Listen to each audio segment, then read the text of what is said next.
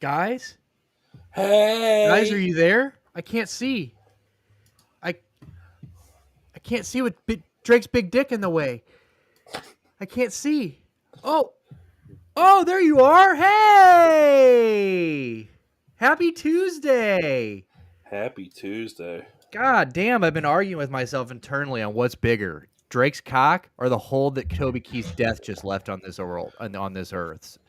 They're pretty massive, That dick First. filled that hole. dude, straight up, and they've collided today. So Yes, we've got a they did. lot to talk about there, baby. God damn, dude. I hope. Did you find the video earlier when we were talking about it? No, I've not watched the video. Oh yeah, you will watch it as soon as we get done. I'll find it. I'll send it to you. Don't worry, dude. My boy Drake's laying in bed like this, Just toying with it.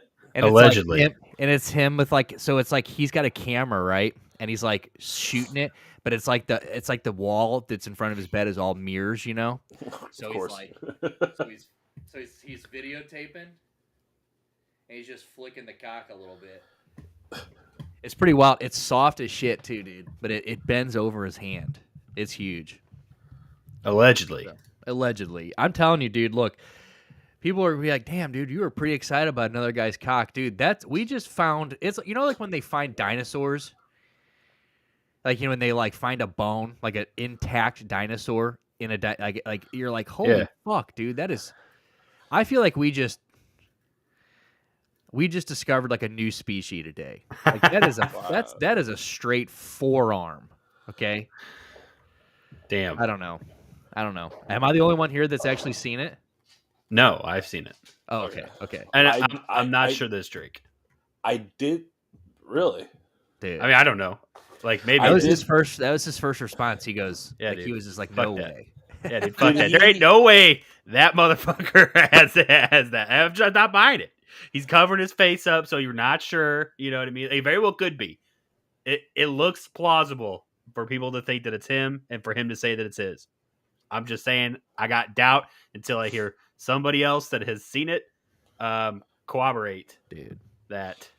Didn't he issue like the statement on Instagram or something like that, where he was like, I was just protecting y'all from it. Like, Yeah, the reason, so apparently that was that's fake. Yeah. Okay. But dude, on the best part about all this is like a new beef was created today with so Adin Ross. It was the one that kind of like Adin Ross talked about this on stream. Like he looked at it and like sent a voice message to Drake about how big his they're friends, and he was like, dude, we're looking at it right now, it's huge. So he sent it to him. Drake said some shit back, like he actually replied. Adin Ross, or not Adin Ross, Adam 22 was like, dude, you're stealing my shit, because he just months ago said that he saw Drake's dick and it was a hammer. And he's like, dude, it's huge.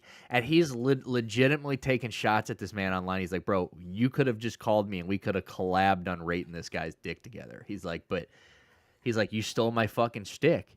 Like, you stole my shit. Like, he's like actually lashing out online about this right now. I'm like, damn, dude. That's wild. Internet personalities are just. Dude. Here we go. I'll You should have never at least understand. called me. We could have reacted to his cock together, man. You're coming off these 21 and Carti streams, which we're going to get at here in just a little bit. The front office and I were talking about this yesterday. Adin Ross just having two big L's. I mean, which I think have probably turned into W's, because now it seems like everybody really had his back. It seems like these people are both coming back on his stream, and like it just seemed like, I don't know, it just seemed like the backlash was so bad that those guys kind of changed their tune. But so we'll get into the 21 and Carti streams here, but he says, you're killing it, man. My shit been quiet since I did. So he actually did a game show to bang his wife. I don't know if you know this, and I'm pretty sure down in the one of the main three finalists was Crip Mac, dude. Yeah, but Crip Mac can't. Is he in jail now? Well, he went to jail after this ended. So some skinny black dude won, and then there's like a video of him like straight up high-fiving. They're like high-fiving each other while they're banging his wife. And I'm like, dude, that's wild. That's you just cucking on a professional level. dude. Because Questionable. Adin Ross stole my reaction to Drake's dick. He said that man has a missile on him, which is the exact thing I said 4 months ago when I evaluated a leaked pic of his girl. His girl showed me. I'm so influential that top streamers steal my dick ratings. Dude, That's they wild. should fight. They should box in that ring that Adin Ross is always sitting in. Dude, it's a meat missile, though. You guys have got to see it. It's unreal. We'll get around to it. No, you will. You're gonna be surprised. I'll tell you that. You If that's actually Drake. send me it. You send it to me in a message. I'll take a peek at the meat. I'm gonna reshare it on Twitter and tag you in it, fucker. That's what I'm gonna do. I'm Dude, what do quote you mean? retweeting it. Hold on, Stu. Give me 30 seconds. Oh Yeah, my dude. God. Here we go. Yeah, there you go. Is it that easy to find? Oh, yeah. Yeah. Well, it's gotten a little harder throughout the day, obviously. But Oh, this the dick got a morning, little harder. Yeah, it was popping this morning though. Everywhere you looked, it was just like, Yeah. dude. There you go, my man. Are you You had this shit just sitting there on standby, ready to go? Yeah, No, dude. bookmarked, dude. I got it bookmarked, dude. I You tell got you it that. I bookmarked. got it pulled up on the 65er. Drake getting Fast with leaked is the mouse and keyboard. Oh yeah, dude. You straight up had that. Oh, ready. good for him. Dude, that's a big old thing. That's grandma's, dude. Good for him. If you just search Drake on Twitter, Dude's got the first thing dude- that comes up. All those #1 hits and all the fans and the money and the notoriety, and he's packing, dude. He's packing, dude. Cheers, respect. I sent this to the group chat that I'm in with Jake and Adele, and Adele's just like, "Hey, yo, pause." I'm like, "Bro, you better fucking appreciate that thing." Like, look, Salute the flagpole, dude. That straight up. Quit I'm playing like, games, bro, Adele. like, quit with that. Like, bro, go look at that thing and get on one knee. You know what I'm saying? Like, bow, Sit on one knee. bend the knee, dude, to that thing. But yeah, pretty sick. But like I said, the other thing that happened today is Toby Keith fucking died, 62 years old, stomach cancer. Which, dude, I didn't even know he had cancer. I saw Toby Keith died. I'm like, Really? He popped up at an awards show at the end of last year. Because he probably knew that he was probably nearing the end, so they gave him some like lifetime achievement award. He came out and sang one last song. He was looking real frail. Damn. But he's been fighting it for a while. That's why we haven't seen him in like 8 fucking years. yeah. See, I just thought I didn't see him because I wasn't looking for Toby Keith. Like, I thought that might be why. Well, that's the thing about Toby Keith is that he always just seemed to just pop up and make himself known. Yeah. All of a sudden I've you're seen him like- live, dude, like twice. I'm sorry. Yeah, it was I want to say I saw him with, and I want to say I saw him pop up at a fucking Sammy Hagar concert. I mean, Sammy Hagar is like distraught apparently. Over this over Toby? Yeah, I saw Sammy Hagar's post on Instagram, and he is just like overwhelmed with Dude. emotions. Damn, dude. Damn, Sammy. We're sorry, dude. Yeah, I don't think Sammy's he was 70, right? 70 plus? Toby Keith. Sammy. Sammy's Oh, 70, Sammy. right? Sammy's old. Yeah, Sammy's in the 70s. God, what a bad mother. Dude, That's this right. goes back to what we were saying weeks ago. Like, you've got to stopping being a piece of shit. Like, you just got to pump right through it. You want to live to 100? Sammy Hagar. You just keep pumping. You know what I'm saying? Like, Keep drinking your fucking tequila. because the moment you stop, it's like you said, what'd you say? Knock the rust off, or what the fuck did you? However you said it a couple months back, you're like, dude, it's just like all the things that like you just shook loose. Like, it's just your body wasn't ready for like it. Ultimate Warrior. Yeah, you know, it's like Well, yeah, yeah, it's he like, shook the ropes, and instead he just shook the plaque loose in Yeah. his arteries. like don't if you've made it this far, like it's like what I tell my brother all the time. If we got my dad to stop taking painkillers and drinking, he would probably be dead in a week. I said, you have to just, dude, he's old. He's in his 70s. He's like 60-something, 70 years old. Let him do it. You know what I'm saying? At that point, you gotta keep going. The worst thing you could do, like, let's say you got an engine, and you're running in the red, and you know your 6,500 RPMs pushing in the red. You're not gonna downshift. Yeah. You're gonna wreck your transmission. Or just It- slam straight on the brakes. yeah, And like, you might as well just keep going and see how far you get. yeah, you could even cut out a little bit of it, but like, bring it back down out of the red a little bit, but keep it steady. Like, we're not trying. 5,500 RPM, Yeah. steady, fifth gear, and We're not asking you to go and- down a gear, baby. yeah, and you're gonna be surprised at the mileage you cover before it shits out. You're gonna be 98 years old, being like, dude, this is still awesome. Yeah, you're This just is you're still so a cool. Cummins diesel, dude, just fucking humming. Just go. And dude, I don't know if I'm sure Toby Keith was a piece of shit at some point in his life. Is he? Ask the Dixie Chicks what they think of him. Yeah. So I didn't know. They got a beef with the old. Well, what are they now? The Chicks. Yeah, well, remember when? Oh, is that what they threw the CD out? No, that was their CD that got ran over by the thing, right? Toby Keith. Okay, so the Dixie Chicks, they were the first like group to be like, "Fuck George Bush, Right. we shouldn't be in Iraq." And that's when they ran over And all then their CDs. yeah, and that's when Toby Keith was like, "Hey, bitch, courtesy of the red, white, and blue, I'm gonna put a foot in your ass. It's the American way." And then everybody rallied around that. And it turned into a big, like, pro-America, support the troop, circle jerk. So Toby Keith was the ringleader of that bullshit. So, the Dixie Chicks, who were, like, the first people ever fucking canceled, they could thank Toby Keith for that. Yeah, dude. Toby Keith was absolutely a piece of shit. Yeah, for sure. Zach said, my buddy Zach Knight was like, I sent him that. What I say to? I said something, and he was like, "Man, I love Toby." I said, "Loved." He's like, "No, I still do." I'm like, "No, dude." He goes, "I should have been born a cowboy." I'm like, "Well, one died today for you, so you could rise." I'm like, "So you better strap your boots on, big dog, and fill that void, because should have been a cowboy, bro. Toby that's a big hole, dude." I don't miss him. Want to talk about me? Want to talk about Want to talk about number one, me, oh my, or whatever the fuck it was? He did beer for, you know what matters? He did beer for my horses, or whiskey Willie. for my men, beer for my horses with Willie. You know what? Willie's still here, so I'm okay. Yeah, it's a good song. That's a good song. Yeah, it is a good song. So, but dude, I'll never forget Toby. Like, what was that? Want to talk about me? Want to talk about? What was the other one? Want to talk about me? But it was How do you like me now? How do you like me now? Yeah. How do you like me now? Now that I'm on my way, you might think I'm crazy standing here today. Hell yeah, dude! That was when he had like that real curly blonde hair, dude. Yeah. He's like What a up, bud? fucking. What up? That big was dog? that was a time and a place. I remember the summer that I went to foster care. Because we weren't allowed to listen to rap, but we weren't allowed to listen to rock.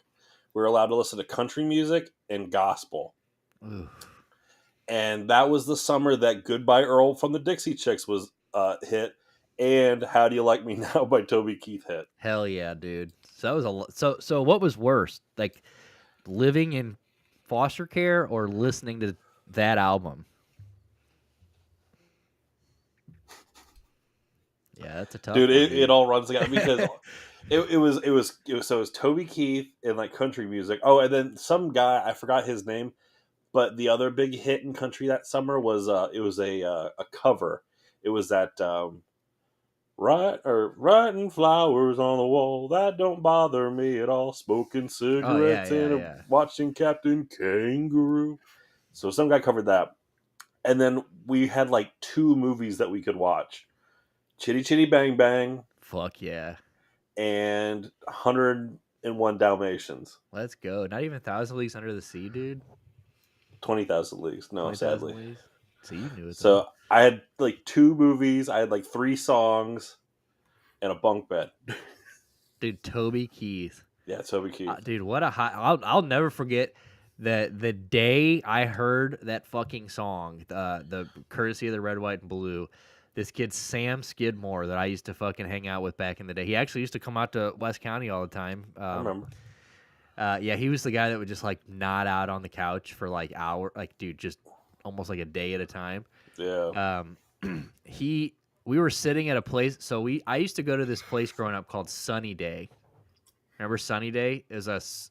It was like a summer camp that I went to every year when I was growing up, dude. Yeah.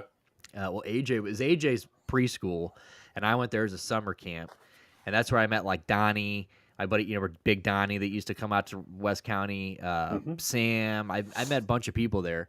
Um, so we're sitting there, and all we did there, if we didn't go on field trips, like all we played Nintendo 64, like it was going out of style. We played fucking GoldenEye, by James Bond GoldenEye, and 64? we played WCW versus NWO, or WCW Revenge. versus Revenge. Yeah, Hell we yeah, had great game. and we played the fuck out of those. Those were the two games we played. Those are the two Smash best Brothers. games on N64. And Super Smash Brothers was another Yeah. one. See, I would say that Revenge is great, but I'm still No Mercy will always be my number one. No Mercy was. I didn't Revenge are have both so that moment with it. It was Yeah. in the foster home. We did have Revenge, so Yeah, I was dude, and I great remember fucking game.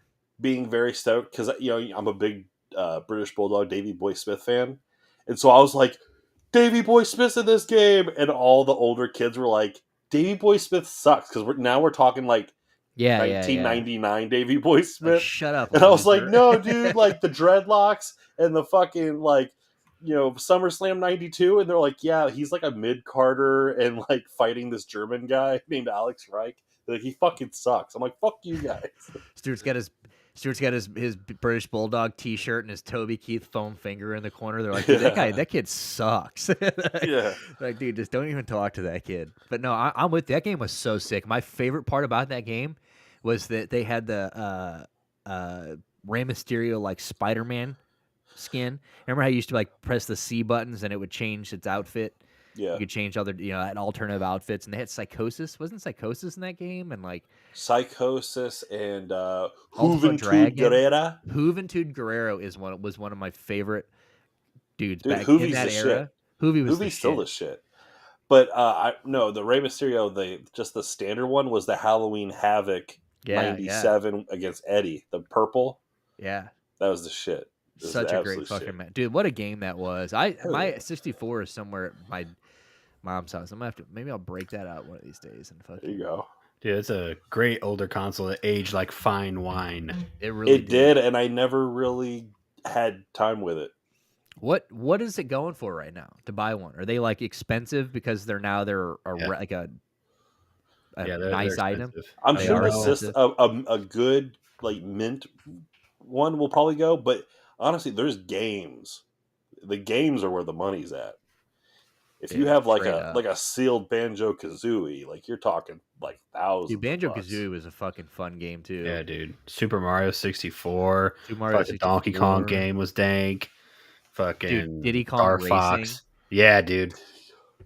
Diddy Kong Racing was the fucking shit, bro. I had so many fucking 64 games, dude. Like just loved 64. I was into it. That's my first. I went from Genesis straight to PlayStation, so I kind of missed the whole 64 window. Yeah, around $120 for an N64 right now.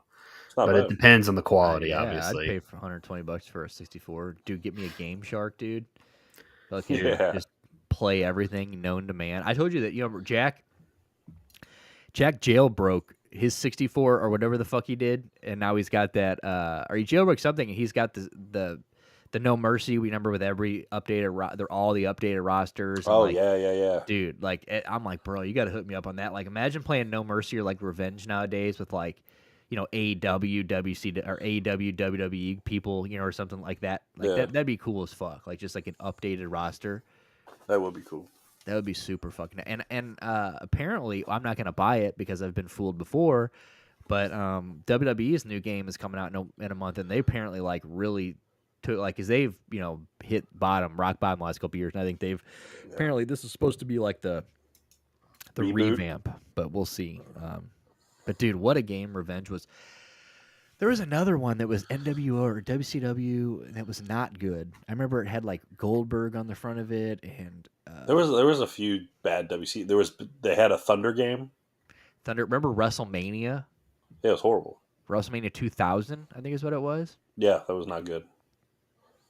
I had the OG Tony Hawk, dude, the blue original Tony Hawk Pro Skater. The But blue cartridge. what sucks is that on N64, because it just doesn't have as much bandwidth as a CD, the N64 version of Tony Hawk missed a lot of songs on the soundtrack. Damn. There was only a few songs, whereas I think even some of the songs they like cut the lyrics out. I think when you play the N64 one, if you do Superman by Goldfinger, I think it's like lyricless. Damn. They had to Yeah, I cut. could They had see to, that. in order to fit it on a cartridge. They had to Yeah. really trim some shit off. Yeah, and then I remember like when they came out with when they revamped it and they came out with that like HD. newer HD one for like Xbox and PlayStation, like they really fucking you had everything as far as music. Like it was there. Yeah, I As far as the bought it. original I one. never played. I didn't play. I thought I was gonna play it a shitload because Tony Hawk 1 was cool, but Tony Hawk's Pro Skater 2 was the shit. Because now Yeah. you were finally doing like manuals and you could do you could chain moves together finally. You know what my favorite one was? American Wasteland. That was my favorite one. Is that I'm thinking Tony Hawk's Underground Thug? Underground Thug was sick, but it was the one right after that was American. I think it was called American Wasteland, wasn't it? That was after Underground, right? Underground, right? And that was I didn't play that one, sadly. dude, it But I heard was so it's good. It was so good. Like that was the storyline. Underground was amazing. Yeah, Underground was amazing. Underground, they were all good. Like I really liked the Underground series too. But like they had transplants and shit on their fucking music list and stuff like that. Like it was hot. But American Wasteland was like, you're basically like you found that fucking old like deserted place and like you're basically like the whole time you're like finding things to build like this ultimate skate park, dude. And like with Bear Margera, he's gonna with teach you how to skate. it's so fucking fun. And like dude, you got the soundtrack was sick. Well, that was back in the day too where they also allowed you, remember back in the day where you used to be able to put music on your Xbox? Yeah. And like you would be able to like burn a CD or download that CD to the Xbox. Yes. Well, there were a few games like that game, like that. We were talking. Remember, you and I were talking about best when you made that video for the merch drop. We were talking about best. You chose that Bowie song because it was the lead in to your favorite NHL game, right? NHL 99. 99. So I was telling you that when I think of NHL games, I think of 03 with Jarome Iginla on the front of it, Yeah. and with Jimmy Eat World. But that game it was like one of the first games that gave you the option of you could use your downloaded music on your Xbox as like the arena music. You could like set it to different stuff. And American Wasteland was like that. You could like play the music like in the game. Like you could like listen to the music. Yeah. So, like I was listening to like, so I was like, I was like getting into punk rock back then. So like, I was like had like my NoFX CDs, I had my Rancid CDs in there. So I was like listening to all that shit while I was skating. So that was always a cool feature about the old Xbox that I liked. Dude, Buzz, Matt Hoffman. Matt Hoffman. I never played the PS2 version. I never played a full Matt Hoffman game, but I do remember Tony Hawk's Pro Skater 2 on PlayStation 1.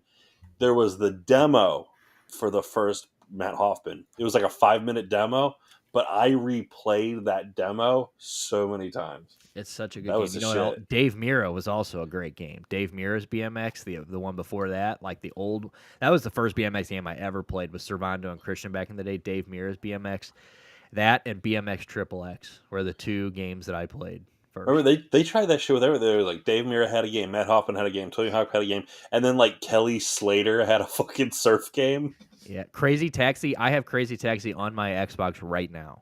Like you can buy it. I think it was free, actually a free download.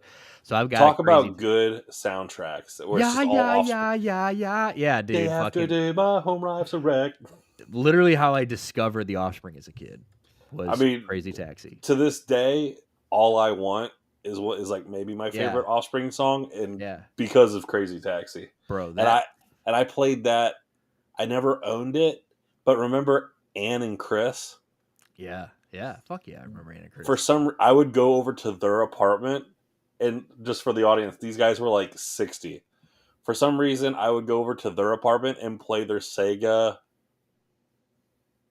What's the Dreamcast? Dreamcast, yeah, Dreamcast. That's where I would play their Sega Crazy Dreamcast, and they had Throwback. Crazy Taxi and Sonic Adventure. dude. The Sonic games on the Dreamcast were fantastic. That was the first fucking game I ever played. That was the first game for our Dreamcast is where I first played Crazy Taxi. I also played there was a Razor scooter game that was sick No as shit. fuck on Dreamcast. So sick. And then there was this game called Pirate Cop, I think is what it was called. No Let's see shit. if I can Pirate Cop. Let's see if I can- remember 2001. The Blues had just lost in the conference finals to the Colorado Avalanche, right, Nick?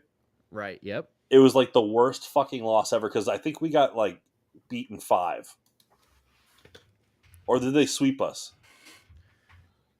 It was bad. I mean, it was bad for sure. I was so Dynamite upset. Cop. Dynamite Cop, by the way. Yeah. I was so upset that Patrick Waugh like just brick walled us that I ran to Ann and Chris's and was like, I gotta calm down. I gotta play some Crazy Taxi. I gotta fucking... Dude. Like, it's okay. It's okay. Sit down. I'm having a fucking moment right now, dude. They just like We just got butt fucked by Colorado. I gotta go. Dude, that was like I remember that was Servando's team back in that 03 was always so we would play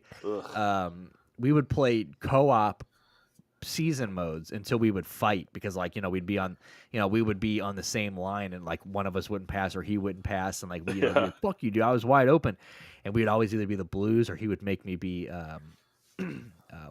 I always made him so we were either the Blues or back then I was a huge still am but always will be huge. My favorite goalie is always Martin Brodeur, and so I would make him play with the Devils and he would make me play with Colorado because back in the day we had the Shenny sticks, the little mini sticks, and we would go back in the backyard and we always had to pick a shooter and we always had to pick a goalie. So I was always Pavel Dimitra and Martin Brodeur. Nice. And he was always Patrick Waugh and I don't know, Joe Sakic or Peter Forsberg or something. Those were the days. Dynamite Cop though, yes, that game was the shit. Me and AJ have beaten that game probably 50 times together. What a game that was. Dude, Dreamcast was cool for a second. Yeah, dude. Well, and they had that revolutionary system with the controller. Like that's that was fantastic. Remember, you used to be able to pop the little thing in there that had you could pop like what was those things? Like a little origami guy or like a video cartridge in it or whatever. Yeah. They did the most. I mean, I know that Nintendo obviously had the first cartridge system for the controller, but the cartridge system on the Sega Dreamcast was far superior, without question. That was because you put the memory card in there, right? Yeah, you could do memory card. You could also do Rumble packs. You could do they had stuff that went to certain games, if I'm not mistaken. Like the one with little action figure that they put on there and stuff. Right. But it says NBA Jam, nothing will beat it. Dude, NBA Jam was sick. NBA Street for the GameCube though. Dude, all the Street games. Was it Volume 2 that was yeah, dude, fucking that. God damn, what a game Street, that was. NFL Woo! Street. I wish that I had played more NBA games as a kid. I have no context for NBA or basketball video games, period. So I am the absolute worst. I cannot I wish I could play an NBA game, but I cannot. It's beyond me now. Those days, they've always been hot. Like NBA Jam, I had NBA Jam for the 64, which was sick. I forget who was on the front of it, but he was on fire. I also, and I still think, for office, you should pull this up just so we can maybe see a little video because I know there is Michael Jordan had a 64 game where you could pick up special basketballs and you threw basketballs and you had specials and you fought your way through this world. See if you can find some video. I just want to look at that. So see if you can find that. But I think it might be NBA Jam 99 actually that had that. Which one?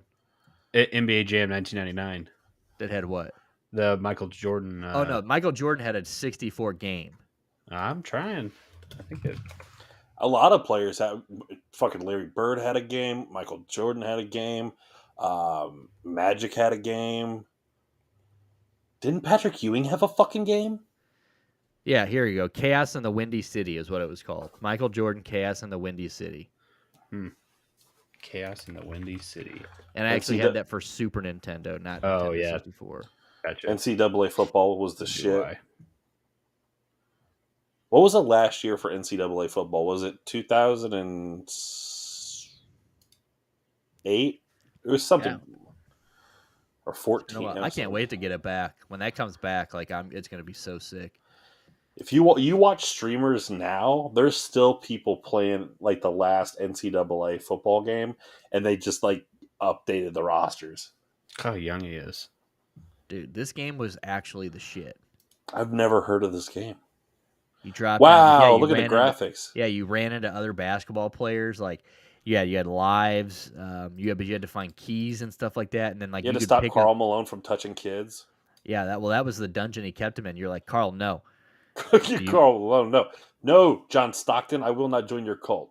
Hell no. Look at this though. Yeah, I remember that level. Yeah, so then there's these guys, and you'd pick up like special basketballs. So like the basketball, you would like sometimes they'd be blue, and you'd throw them at them, and people would freeze or they'd be on fire. Dude, this is okay. This kind of like layout of a game. What do you call this? Like a dungeon crawler? What do you, the side-scrolling dungeon crawler? I miss this style of game.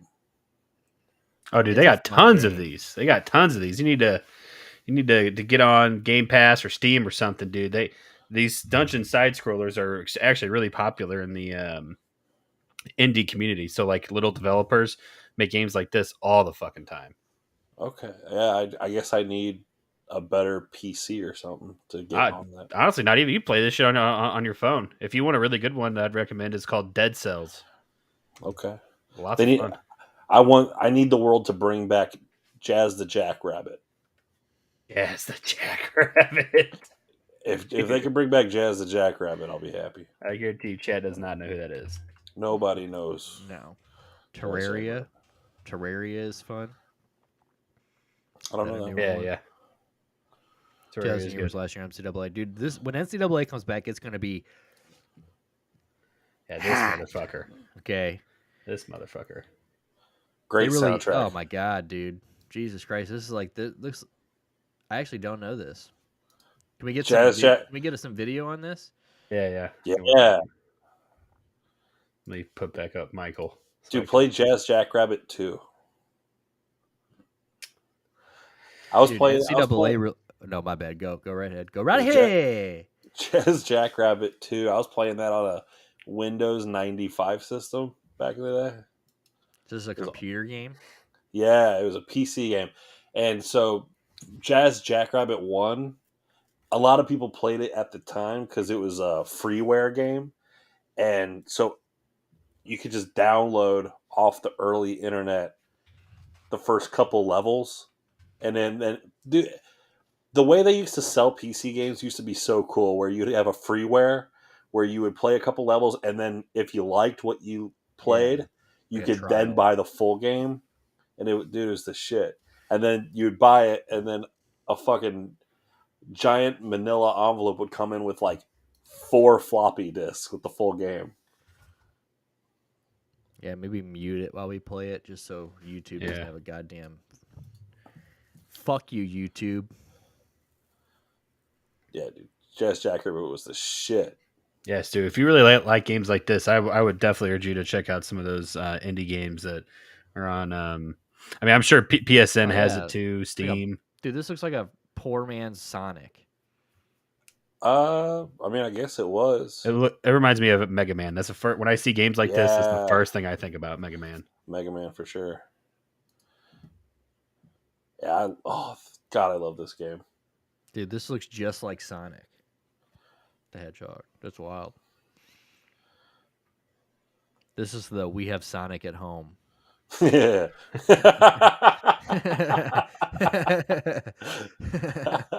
This is the Kmart Sonic. Like, fuck you, dude. You're getting Jerk and Jumping Rabbit, dude. What's his name? Jazz Jackrabbit. Jazz Jackrabbit. Dude, this. But I do enjoy games like this. Like, I would totally fucking play this. Like, this looks fun as shit. Yeah, the first game was much more like cartoony and blown up.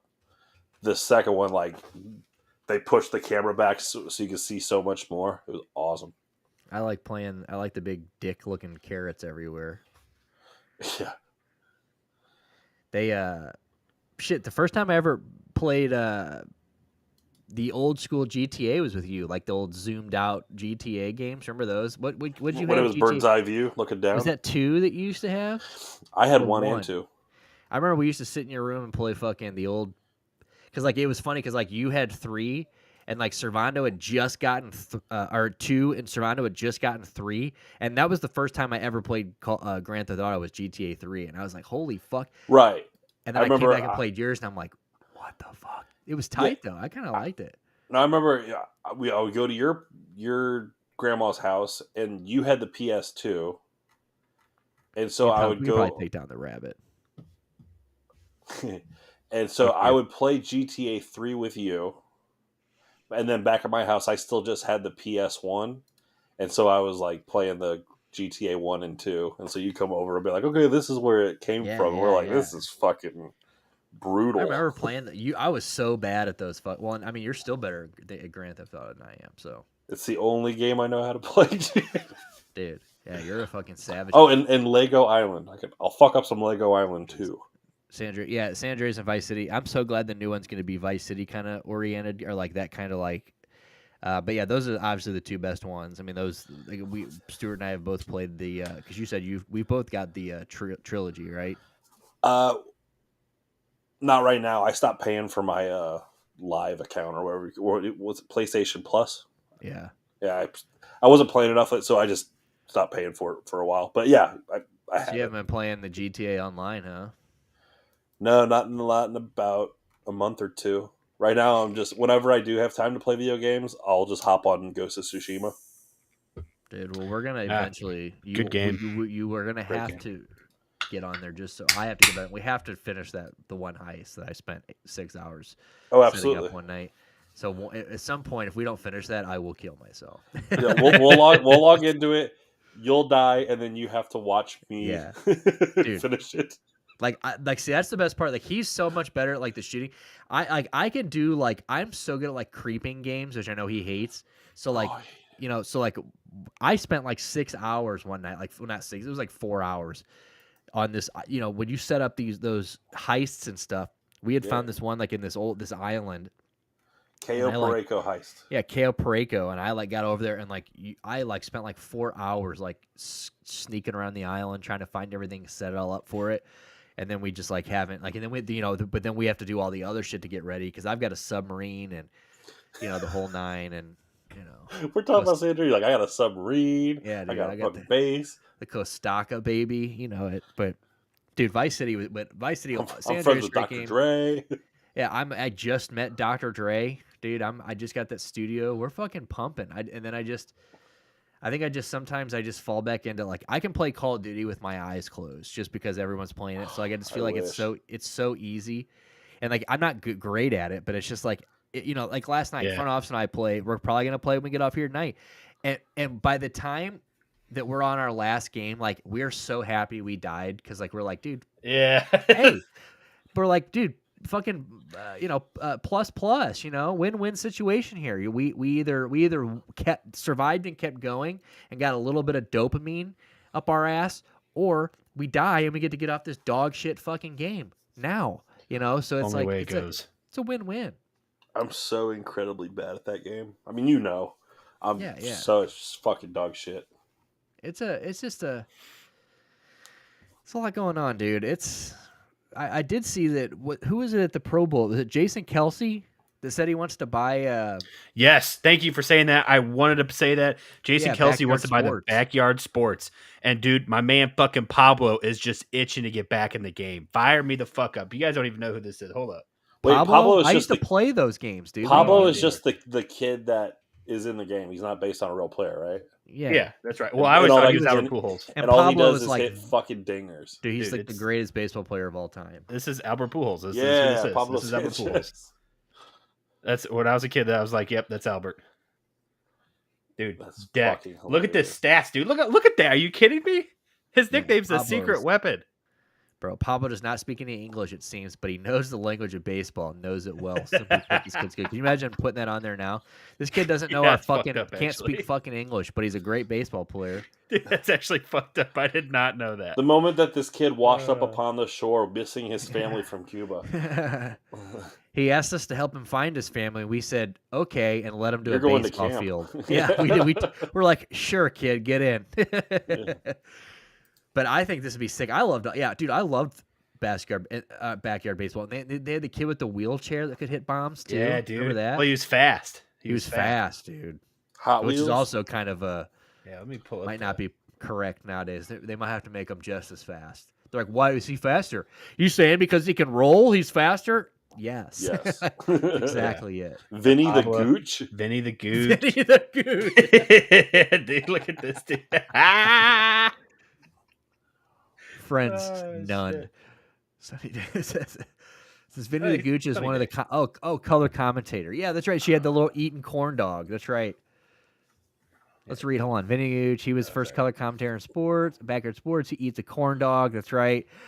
While he assists with Sunny Day. Okay, Vinny is the first color commentator. Apparently lose his job since he seems to have inexplicably vanished in backyard baseball 2005. So they fired Vinny. Big old fucking glasses on his face. Couldn't see shit. Only to return at backyard baseball 2015. So this motherfucker was gone for 10 years. He made a comeback. Wow. I didn't know that they were making backyard games in 2015. Dude, I had no idea either. That's fucking Can you click wild. on that? Yeah, what is that? It can't be like, does it look the same? Oh, that looks iOS and shitty. Android. Oh, it's a fucking mobile game. It Skeet. doesn't even, yeah, look. That has looks pros. like- Look at that. Oh, wow. Throwback. Look at that. Yo, look, here, scroll down. Let me see more. Yadier Molina. You Darvish. Yeah, dude. Yachty's in there. Okay, Giancarlo with the Marlins. No Clevelanders, huh? Okay. Yeah, see. Well, 2015. Who? Dude, I want to play with little kid Carlos Miggy Santana, Cabrera. dude. Oh yeah.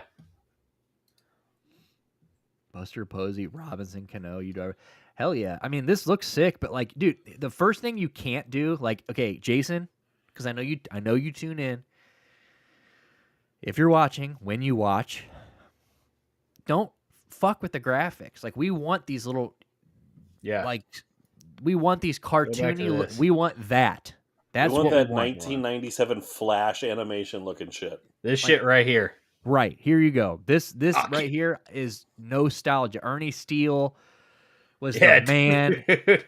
Dmitry Petrovich, Tony, dude, these guys. Achman Khan, the kid with the fucking earmuffs on. Yeah, Kenny. They didn't even give. So that's the best part. The kid in the wheelchair didn't get a. Oh, Kawaguchi. I was gonna say. They didn't give him Kawaguchi. Kenny Kawaguchi. Yeah, back to this. I think it was just cut off. That's what I was checking. Stephanie Morgan. Dude, the fat black girl's named Keisha. That's fucking great. Is she? Where is she? Top fourth. Oh, left, Keisha fourth Phillips. Dude. Damn, dude. It's like she eats her, like she bites on her fingers, dude. Dude, this is bad. Dude, this is the best. Billie Jean Blackwood. Let's see, are there any other ones that aged poorly? Blonde hair, blue eyed girl, Gretchen Hasselhoff, clearly German. So I guess Vicky Kawaguchi must be Kenny's sister. Oh, the Italian kid with the coiffed hair, Tony Del Vecchio. Yeah, dude. The Fonz. Hell yeah. Bro, this is the game. And then they got Pablo. Dude, he looks like Down there at fucking the end. he looks like what's that dude from Sha Na Na? Fucking Bowser from Sha Na Na. Yeah, dude. They got Jack down here in the bottom row, first guy. Reese. Reese. You look like an Aryan Reese. motherfucker. Reese Worthington. There's Jack right there. Nicknamed Big Toe and Reese. He's most known for being asthmatic. Damn. This kid's just a puffing down the fucking. It was his stats, okay. How is he asthmatic and he's 3 out of 4 running? Short distance. Yeah, he's dude, just sprinting. a Oh, here we go. sprint. He'll get to first base. Dude, look at Good his field. running. Good fielder, too. I mean, that's what you like to see. He looks like a David Eckstein. Can't really think his batting's nice, but like it's not like he's hitting for contact, you know. Yeah. Okay. pretty solid. played But they sneaky. gave him a 2 in soccer. That's come on, guys. Where's the consistency? I can tell you, I've played soccer, I've played baseball. I've never played backyard football ever, Oh, dude, it's fantastic. and I've played basketball. I played Maybe I have played football, football. basketball, and baseball. I never played Dude, soccer. he's got fucking hands. I didn't I play never hockey. I played didn't know they hockey knew either. hockey. Yeah, I didn't know that. Whew. Whew. God damn, dude! My man's a goalie. Give this kid a fucking inhaler and put him in net. There you go, Reese. Which is funny because He's a- Jack was also a Reese in the good crease, goalie in dude. Let's soccer. go. Jack was the first person I ever saw throw himself backwards to make a save in indoor soccer. It was one of the craziest things I'd ever seen. That is wild. I don't even think he could ever do it again if he tried back then, but it was just like, it was just immaculate, dude. Yeah, it only took one, right? Yeah, we had a kid too named Paul. Back in the day, Paul Ringkamp was his name. Oh, my neighbor. He actually ran into like before he played goalie. He was like our goalie, which is funny because he was good at things, but he was really good at soccer because he was short and fast. But he actually played goalie, even though he was a short guy. I think it was him that ran into the pole before the game, like the side of the net, had a huge lump on his forehead throughout the game, and just didn't play a more shutout game. Couldn't have played a more shutout game. Yeah, it sounds like Paul. Lock Like the it just fuck like in. it just like straight up just like knocked him in this to like the zone. He just locked the fuck in. Holy awesome. shit. Dude, wait. Click top middle, Pete Wheeler. What the fuck is that? Oh, dude, Pete. He's the one that breathes all weird, right? Yeah, dude. Yeah, Physical speed, yeah. yet mental Slowness. slowness. Oh my god, he's autistic. Did they say mental slowness? yes. Where? Go Go, back go, up. go. His Oh mental wow. slowness. He is not only for his physical speed yet mental slowness. Yeah, dude. Dude, Pete was the He's known for being a retard. he's leadoff hitter though. they're literally like, this is Pete. He's a fucking mongoloid. Like, he's a fucking... Dude, in some games, his right eyelid is droopier than the other. His tongue often hangs out of his mouth. God damn. Pete wears a white pullover from hockey to football years. Bro, they just made him as retarded as possible. There's a reason they didn't bring him back after Backyard Football 10. He's been out of the series for a while because they're like, we gotta get the fuck. His condition worsened. It got worse. Can you get I Am Sam the fuck out of here? It's like that kid I was telling you about when I was over front office. Remember I was telling you about that girl I grew up Oh my god, he's Forrest Gump. the kid I told you his sister couldn't speak, but they kept giving her milk. Yeah. funny? She was allergic. So So this up. looks just like him. Robbie. Oh, no. Robbie. So Stuart, there was this kid that Jack and all of us, we all played sports with him. He played baseball with us. He played soccer with us. His name's Robbie. I'm not going to give out. I keep saying last names. One of these days we're going to get we're going to get sued because somebody like hates us and they go like beat up somebody we name here. But Robbie, his sister, severely disabled. Like, I think she was like super autistic. She had all these problems. Like, she couldn't speak. She could just like make noises and like she drooled on herself. Like, her legs were all fucked. I don't know, dude. She was severely fucked up. Well, when we were growing up, they found out that like for a 5-year period, or not 5 year, like her whole life leading up to this period, basically, they had been giving her milk, and they found out like when she turned like 18 that she was lactose intolerant. So for like her whole life, she couldn't speak to say, hey, Stop giving this me is milk. fucking me up. And for like 15, 18 years, whatever it was, they were just giving her dairy. So like, you can only imagine like the outrage, like when they finally found out, they're like, you guys couldn't tell us earlier that she was lactose intolerant. You guys are the experts. You mean she wasn't just shitting herself because she's retarded? She was actually shitting herself. Yeah. Because They're like, wait, we don't need to go through this? You mean she didn't have to eat the Go-Gurt by the box? Like, this is I thought she loved Trix yogurt. I thought she was making noise because she wanted more. I thought she was just moaning because, it's what they do. I didn't know she was just mad uncomfortable. I thought she was just expressing herself, dude. But fuck it. Yeah, awful situation. But that's that guy. That guy right there. They literally said mental slowness. Said, we're going to make his eye droopy and his tongue hang out of his mouth.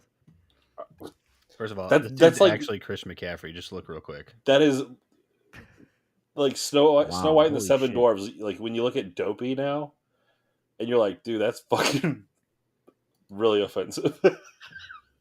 Really fucking offensive. I mean, this Can't guy, they force just the paint. God. his quickness. Dude, he's got But the he's quick mentally, twitch. he's so mentally slow that he's got that, that. He's Forrest Gump, dude. For sure. Dude, shout out Pete. Old Pete fucking Wheeler. Old Wheelie. Well, Jason, you better bring him back. He better be in the game. And let's maybe put his fucking tongue in his mouth, eh? Yeah, no, you gotta bring back this. Like, you can add people, sure, but you gotta bring back this original. Yeah. You have to. What a great. I mean, that's a diverse. Maybe adjust a couple names, but like just use like some first names. They even have Annie Frazier that's got the rainbow shirt on. This is back in the day. God, that looks like Stuart from Beavis and Butthead. No, where's like the androgynous like Pat? Like you don't know if it's a boy or a girl. It's just Pat. That's Annie. Yeah. Oh, you're saying Annie was. I thought you were asking who that was. I see what you're saying. You remember Stuart from Beavis and Butthead? Yeah, of course. Yeah, with that haircut, he was always wearing the was it Winger? He was wearing the Winger shirt. Dude, Such a fucking loser. Yeah. Annie Frazier, dude. Get fucked, Annie. Oh, we see her stats. Where's she at? Middle. Mid. Oh, there yeah. you go. Flippers. Let's see. So, Well, put her on the mound. oh Jesus, dude, she hit bombs, dog. She's got some. She's pop a in her solid hitter bat. with some pop. It looks like she's got Dude, all what are the you pop. talking about, dude? Holy shit! She gets fucking tanks over any field. She's Prince Fielder. Literally, do not let her throw a ball. Put her on first base. Don't let her throw the ball. Her fielding's good, so she can stop the ball. She can run and stop the ball, but we don't want her throwing the ball anywhere. So like, she gotta play third base. Oh, they're throwing everywhere from third base. If she can't pitch, she definitely can't go from third to first in a straight line. Yeah, I'm with you. Like, I'm with that. So I think people who can't first baseman, like you got to the little DH, throwing is bro. Jesus Christ, and she's a kicking guru. Yeah, dude. But this bitch is hitting 60-yarders. They said that she wears like hemp flip flops. She's kicking with flip flops. What a bad motherfucker! Oh, she's a fucking she's a force in the paint, dude. Defense too. Look at that. Holy! She drives, dude. She drives to the paint, and she looks like she'll hit it. She hits the occasional three. She definitely hits mid rangers. So she's in the paint, fucking them up, and she hits the. She's Bill Lambier. She's fucking straight up. She's throwing elbows, dude. Up. The most annoying white you could ever think of, just throwing your shit back. And then you look down and she's got on fucking pot leaf, fucking hemp's flippies on, dude. And she just denied your shit into the fucking court. You're like, damn, who is this bitch? Damn, this bitch has got flippies on. Ann Frazier might be. Oh, go back to baseball. The other one, or basketball, maybe a little too mellow to be an all-star. Bitch, look at her stats. Yeah, what are you talking about? Don't let her calm demeanor catch you off guard. While she won't win many foot races, she can post it up with the best of them. Dude, that's Jared. I mean, I know Jared Allen's got some three, but that's Shaq right there. If you just took maybe like a little less outside shooting, obviously. Maybe a little less ball handling. Way less outside shooting. She's yeah, like maybe make that a 1. Hell yeah, dude! I hope he does bring this back though. That's a cool thing. Like that's so up Jason Kelsey's thing. Like Allie, I feel like too. Hell yeah! I mean? Like to buy some shit like this, he's got the money to do it. I forgot he had long hair all those years. I was seeing all those throwbacks to him at the Pro Bowls, and I'm like, dude, I totally forgot for years Jason Kelsey rocked the long hair. Yeah, me too. I'll have to pull that up. Let me see. Jason. It's Kelsey. wild. Yeah, like I saw that. I'm like, holy shit! Like. He had long fucking hair, dude. He has thick ass hair. Thick hair. And now you know. Yeah. Wow. Yeah, dude, that's Maine, baby. Dude, why does like every offensive lineman go through that period? They all have long hair. Everyone. They all have the fucking John Moffitt fucking Mark Stepnowski. Stepnowski? That sounds right. Mark Stepnowski. Sounds righter than wrong. That's for sure. Stepnowski. Noski. So you were there. You just didn't say it right. Yeah, all O linemen have a Mark Stepnoski hair. That's a man, though, baby. Like, I saw that. I'm like, Absolutely. yeah, that's a man right there. That's a man. But yeah, shout out Jason Kelsey, dude. For sure. For sure. All right. Dude, what's it going to look like when, because, he's an O lineman that's going to retire, well, probably going to retire. He's going to drop like 100 pounds like this. I can't imagine a skinny Jason Kelsey. I don't think he's going to retire either. I think he's going to come back. I One really more? do. I do. I think this year ended too shitty. Please tell me you saw Dan Orlovsky win the fucking yeah. What was that? They had all of them. Geno. They had Geno Smith. They had Tua. Baker was there. Baker. They had all the Jalen Hurts. They had all the Pro Bowl quarterbacks threw in a precision throwing competition. Yeah. And then Dan Orlovsky stepped up in a suit and outscored all of them. I did not see this. Literally outscored. Well, Tua was dead last. Surprise. Baker was second. Shout out Baker. Baker went toe to toe with Texans. CJ Stroud. Yeah, I saw a clip of that. Yeah, but Orlovsky in that outfit. Yeah, fucking A. That's true. Dan Orlovsky, dude. If Joe Flacco can.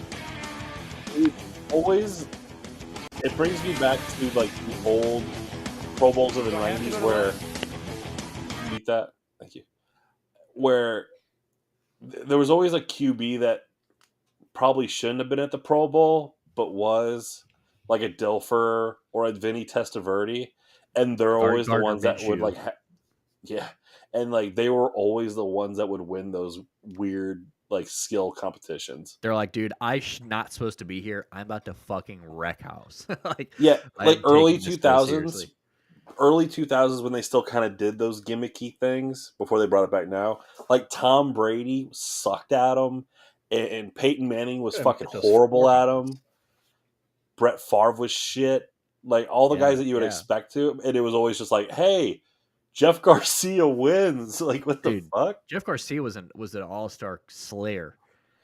Jeff Garcia, he had a few really good years.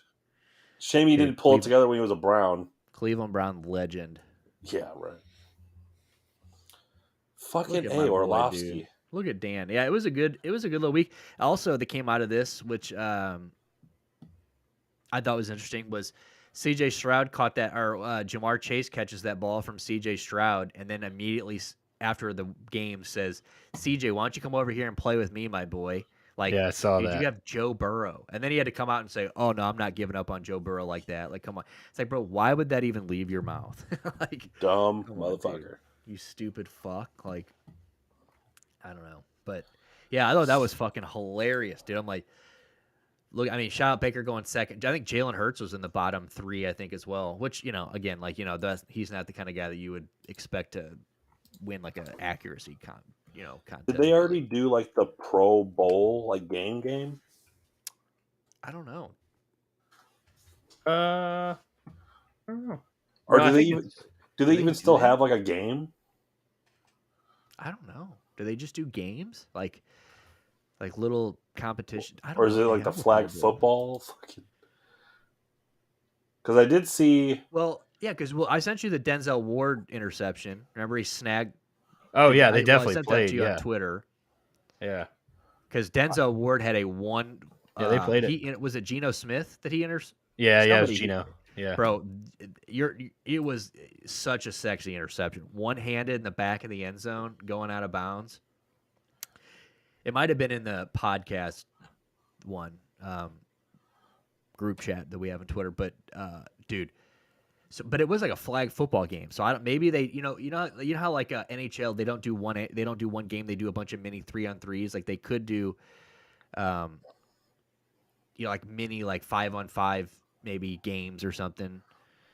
My fat ass dog just jumped the fence, had to chase her down the street. Dude, that's the worst.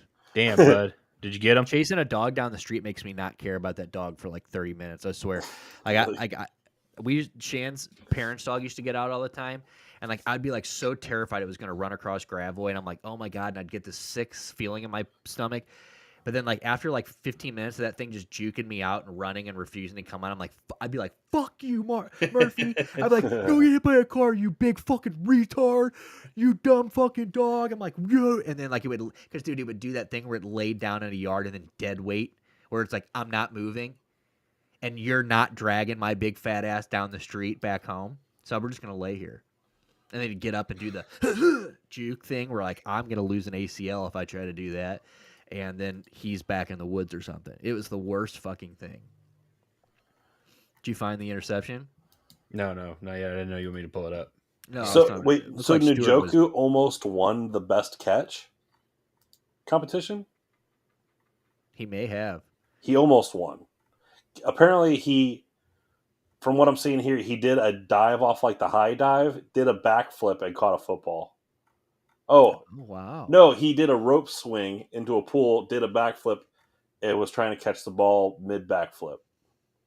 But he was beaten by Puka Nakua, who caught a pass while water skiing.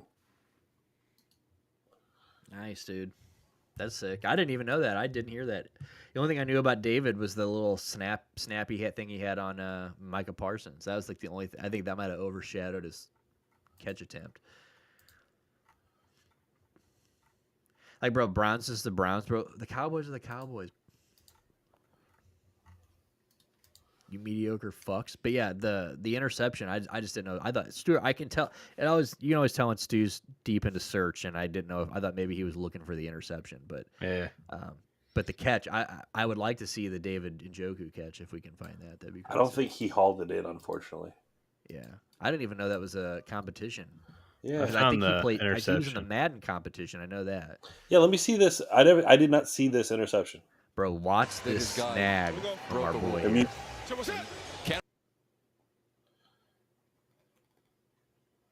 Ooh. One hit, and then he does the fucking. I love it. Look how pumped Ray Lewis. Ray Lewis was the first one over there to fucking dap him up. Look at him. Was he a captain or a coach or something? Yeah, he was the AFC coach, I think. Who was the NFC guy? I'm not sure, actually. Ooh, look at the truck. Is that what the MVP wins? Possibly. That's fucking sucks. Was that a Raptor? Yeah, that's fucking dope. Yeah, those Raptor trucks are sick. You know what I was looking at today? Oh yeah, here we go. Look at this. Both feet in. Toe drag swag, baby. Oh, Let's baby. Go. Oh, Peyton. That's right. Peyton's AFC coach, actually. I think it's Peyton. Yeah, versus Eli, right? Yeah, Peyton versus Eli. Okay. Because did you see the Eli, the little freestyle joke he dropped? Because they had that guy. Because remember those viral videos of like that black dude that had his hood up with the glasses on, and like they say like not even crazy things, but then everybody's like, oh, and like they go fucking crazy. Like they were like, so he was I guess there for All-Star for the Pro Bowl, which is weird. I think it was the same guy. But it's just my dogs did the same thing. Yeah, dude, that's literally the most frustrating thing in the world. Chasing a dog makes me not care about them. Like I said, for like 5 minutes, and then I'm just the biggest sweetie. But I'm always the biggest sweetie. But fuck. Now what was I gonna say? What were we just talking about? Fucking Pro Bowl. Yeah, but I was about to say something about the video that Eli did. Oh yeah, so that guy shows up there, and Eli. What did he say? He said Eli. He's like, you thought. He goes, I'm Eli Manning, and I'm nice. He says, you thought Tom Brady was the GOAT? Psych! I beat him twice. It's yeah, what it was. That's exactly. And everybody's like, oh shit! Like, I think Micah Parsons like picked him up. He's like, hold me back. Yeah, it was good shit. That was nice. But yeah, great interception by our boy. But when we were talking about that truck, I actually been looking at Subaru like Foresters and stuff lately, like those like little Outback like mid. It's not Wagon? like wag. Dude, those things are sick as fuck though, dude. Like If I were to buy any Subaru, I'd go back and try to find myself like a quality conditioned Subaru Baja. I could have sworn you were gonna say WRX. No, Could have Baja, baby. sworn. I'm white trash. Give me an El Camino. Give me a Subaru Baja. Give me one of those fucking weird half pickup truck things. I like the BRZs a lot too. I just parked next to one yesterday. They're so sick. Old school Subaru BRZs. But yeah, dude. Yeah,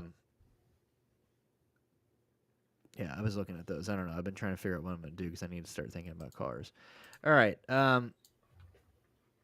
So what else we got on the docket today? We got a lot we can talk about today. We can talk about, well, like I said, I do want to talk about that streaming service. But before we get there, I guess since we're already doing sports, you want to talk about the streaming service, and then we can get to like Shane Gillis. I want to talk about that. I also want to talk about this thing that Stuart sent a couple days ago, the Enhanced Games. I think that's sick. I'm totally for that. It's about fucking time, right? Yeah, we got to cover that too. Sure, so sure. We'll go to that too. All right, so we were talking about this a little bit before we came on stream, because I just saw this. Like, Bud says wagons are my favorite style of car. Yeah, dude, the Subaru ones are pretty nice. I know a guy that just moved to Colorado, which obviously, it works better for him than I'm in, so he gets use out of it. And I want to know how he fucking lives this life, which obviously I'm not like hating on it because like I'm super stoked for the guy. But went to high school with him, front office. You know who he is. I could tell you after this, but like he worked for First Form. He literally just picked up all his shit, moved everything to Colorado for the last like 3 months. All he does is surf or snowboard all day, every day. Oh, cool. I'm like, how are you affording this? He's like, got a house. I'm like, dude, you're like 30 years old. Like, you work for First. I'm like, did you just never spend $1? Like, because like even if you saved money, like taking that amount of time off work and like hitting slopes every day, he's getting a probably house, teaching lessons. I'm sure he's finding ways to support his lifestyle. Dude, it's impressive, but he's got a Subaru wagon, and I drove by one today on the highway, and I'm like, dude, that thing is actually sick. So I looked it up, dude. The insides are cool as shit, like the big fucking screens that they come with, like those big truck dashboard screens, like the long ones. Yeah, they're pretty cool. The Audi RS6 Avant is my dream car. I don't know what Audi wagon I drove when we went to the front office his wedding in Colorado, but Shannon and I got there and we had picked like a mid-size car or whatever the fuck. And then we got there, and my stepdad works for he works for the Blues, and like the Enterprise are like the main sponsor of the Blues. So he has like obviously hookups with Enterprise now. And we got there, and they're like, well, so we were already paying such little money that they were like, well, for like $100, you can upgrade to that. And I looked over, she was pointing at an Audi something. I don't know. Deal, dude. That thing tore through mountains like it was nothing. Like all-wheel drive, that thing. Like when we got stuck, because when we first got there for front office's wedding, he sends us an address where they're staying, right?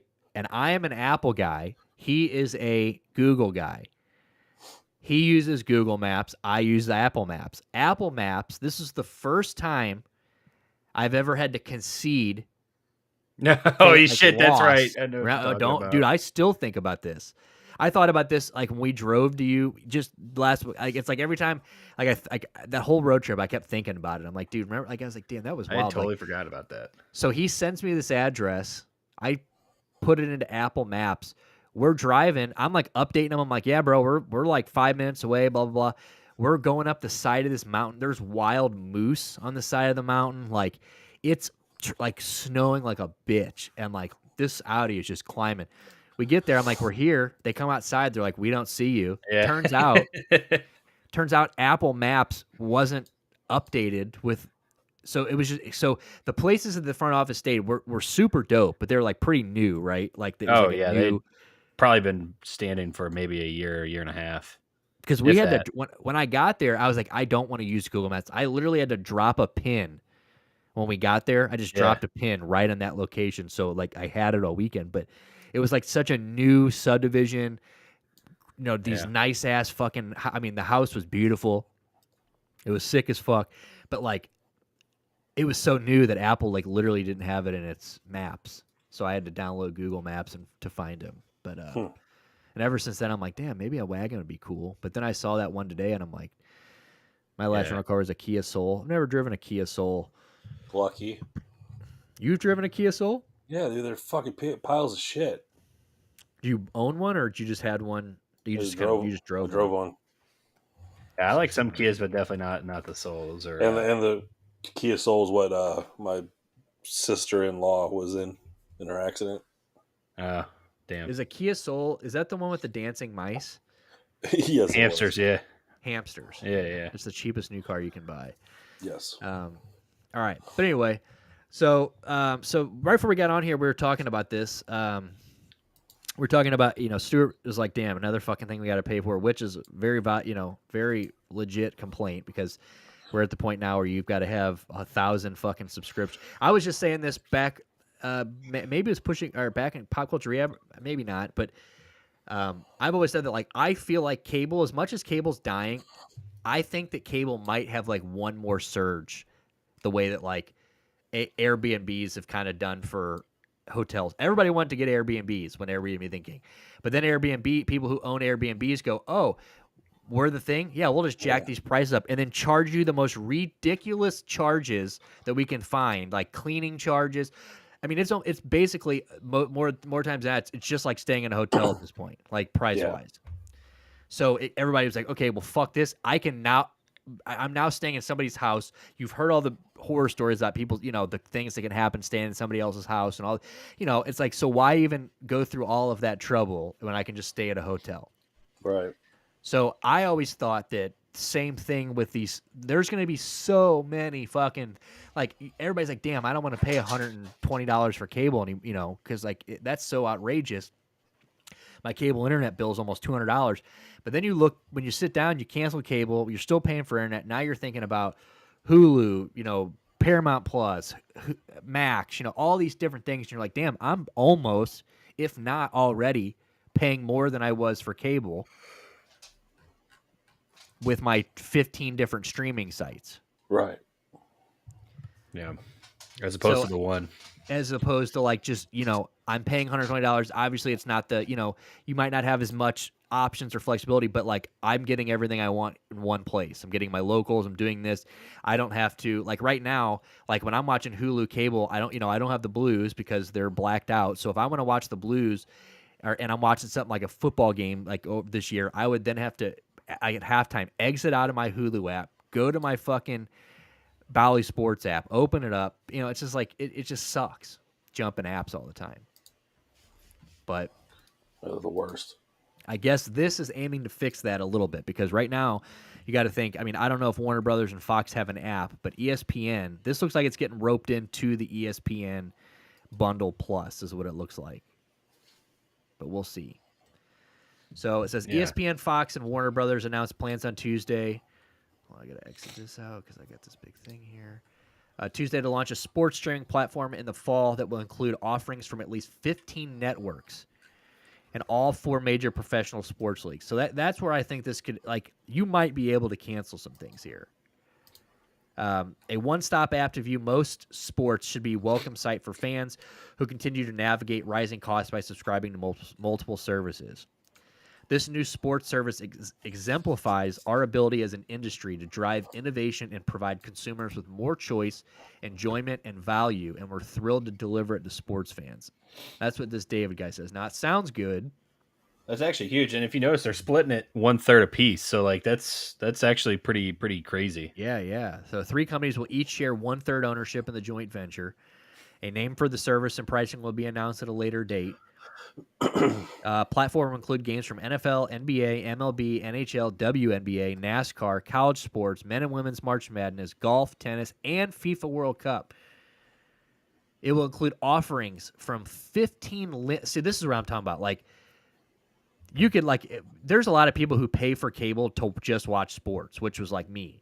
Like, you could, like, get rid of cable almost. Like if you were like paying, I mean, Yeah. ESPN, ESPN2, ESPNU, ESPN Plus, SEC Network, ACC Network, ESPN News, ABC, Fox, Fox Sports 1, Fox Sports 2, Big Ten Network, TNT, TBS, and True TV. I mean, that is a fucking Yeah. And the big ones, right? ESPN, Fox, ABC, ABC, TNT. TNT, TBS, right. Yeah, TBS. Yeah. I mean, like those are the Louisville ones that Disc games Golf are on actually ESPN. So you shown. can still watch reruns of Impractical Jokers.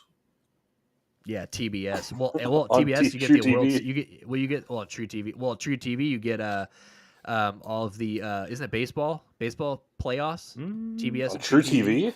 I think True TV. Well, True TV does the Olympics. I know that. Like when the Olympics come around, Really? they True TV's usually got a Olympic stream going.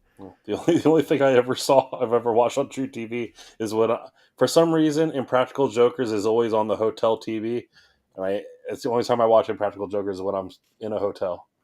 But says when will disc golf be on ESPN, dude? So yeah, we did watch some disc golf. The disc golf competitions. When the finals or something are coming up, I'm gonna hop on here and watch that with Bud. I think he's a disc golfer. So that shit's wild. All right, so can we go back up a little bit? All right, so it says subscribers. Oh, sorry. Subscribers will also have the ability to bundle the product. So that's even better. So you'll bundle it with Disney, Hulu, and or Max. So Disney and Hulu or Max. So it looks like you can bundle it with your Disney and Hulu because Max is not a part of that at all, right? So this is saying that you can either bundle it with Disney and Hulu or with a Max or Max because I don't think there's not a Disney, Hulu, Max. No, there's those are Disney two separate Plus, things. right? Yeah, it's only Disney, Hulu, and ESPN. Yeah, ESPN. Yeah. We believe the service will provide passionate fans outside the traditional bundle an array of amazing sports content all in one place. The announcement of the bundle also comes as ESPN and Warner Brothers Discovery are preparing to enter negotiations to renew their NBA rights, which will expire at the end of next season. ESPN has also been searching for strategic partners as it prepares to launch a direct-to-consumer product in the next year or two. Yes. The launch of this new streaming sports service is a significant moment for Disney and ESPN, a major win for sports fans, and an important step forward for the media business. Walt Disney, Bob Iger, is it Iger or Iger? Iger.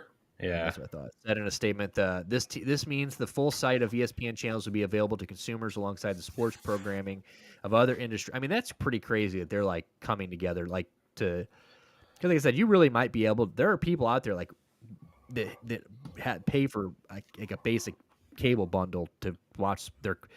If you're getting ABC and Fox. This is definitely a Bob Iger move. Iger is the guy that he had been CEO of Disney for 15 years, and he retired. He stepped down. The guy that took over was only was CEO of Disney for maybe 2 years, and he shit the bed through COVID, and Disney was just losing money. So they literally called Bob Iger out of retirement, and they're like, please right the fucking ship again. I remember that, yeah. So, yeah, now Bob Iger's back, probably only for like another couple of years just until he gets him right back in the You know what red. he's doing tonight? You know what he's doing right now? What's that? That's right, dude. He's windmilling. Yeah. Dude, the guy's cock is huge. I agree. He's fucking ruthless, man.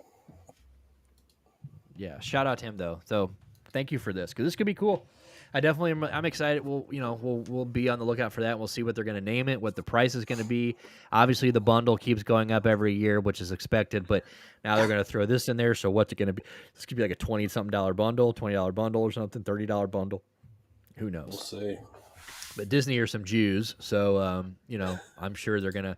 But this is like the least Jew move they've made in a long time. And Walt Disney did not like the Jews. Yeah, Walt Disney did not like the. Yeah, that's true. That is true. They're more Nazis. Maybe I shouldn't compare them to the Jews because we all know who Walt was, dude. I only want to be with Jews. I want to be with Jews. Dude. Oh, speaking of Darius Rucker, you saw he got arrested, right? Fuck yeah, dude. And I just told Jack about it. I said, Jack, fuck your low down dog shit fake honky tonk ass state. I go, you're gonna arrest fucking Hootie for doing a little blow, dude. Was it You're gonna arrest. blow? I don't fucking know. Let Darius have fun, okay? Right. You're gonna arrest Darius in Nashville, Tennessee. I was in Nashville, right? I know it was Tennessee. I mean, it was in Tennessee. It was Williamson County. Oh, Franklin, Tennessee. So You pieces of shit, dude. Let Hootie do what the fuck he wants. you're right about that. My fucking dude. My Darius, my Guardian sweater in there is old Darius record collection.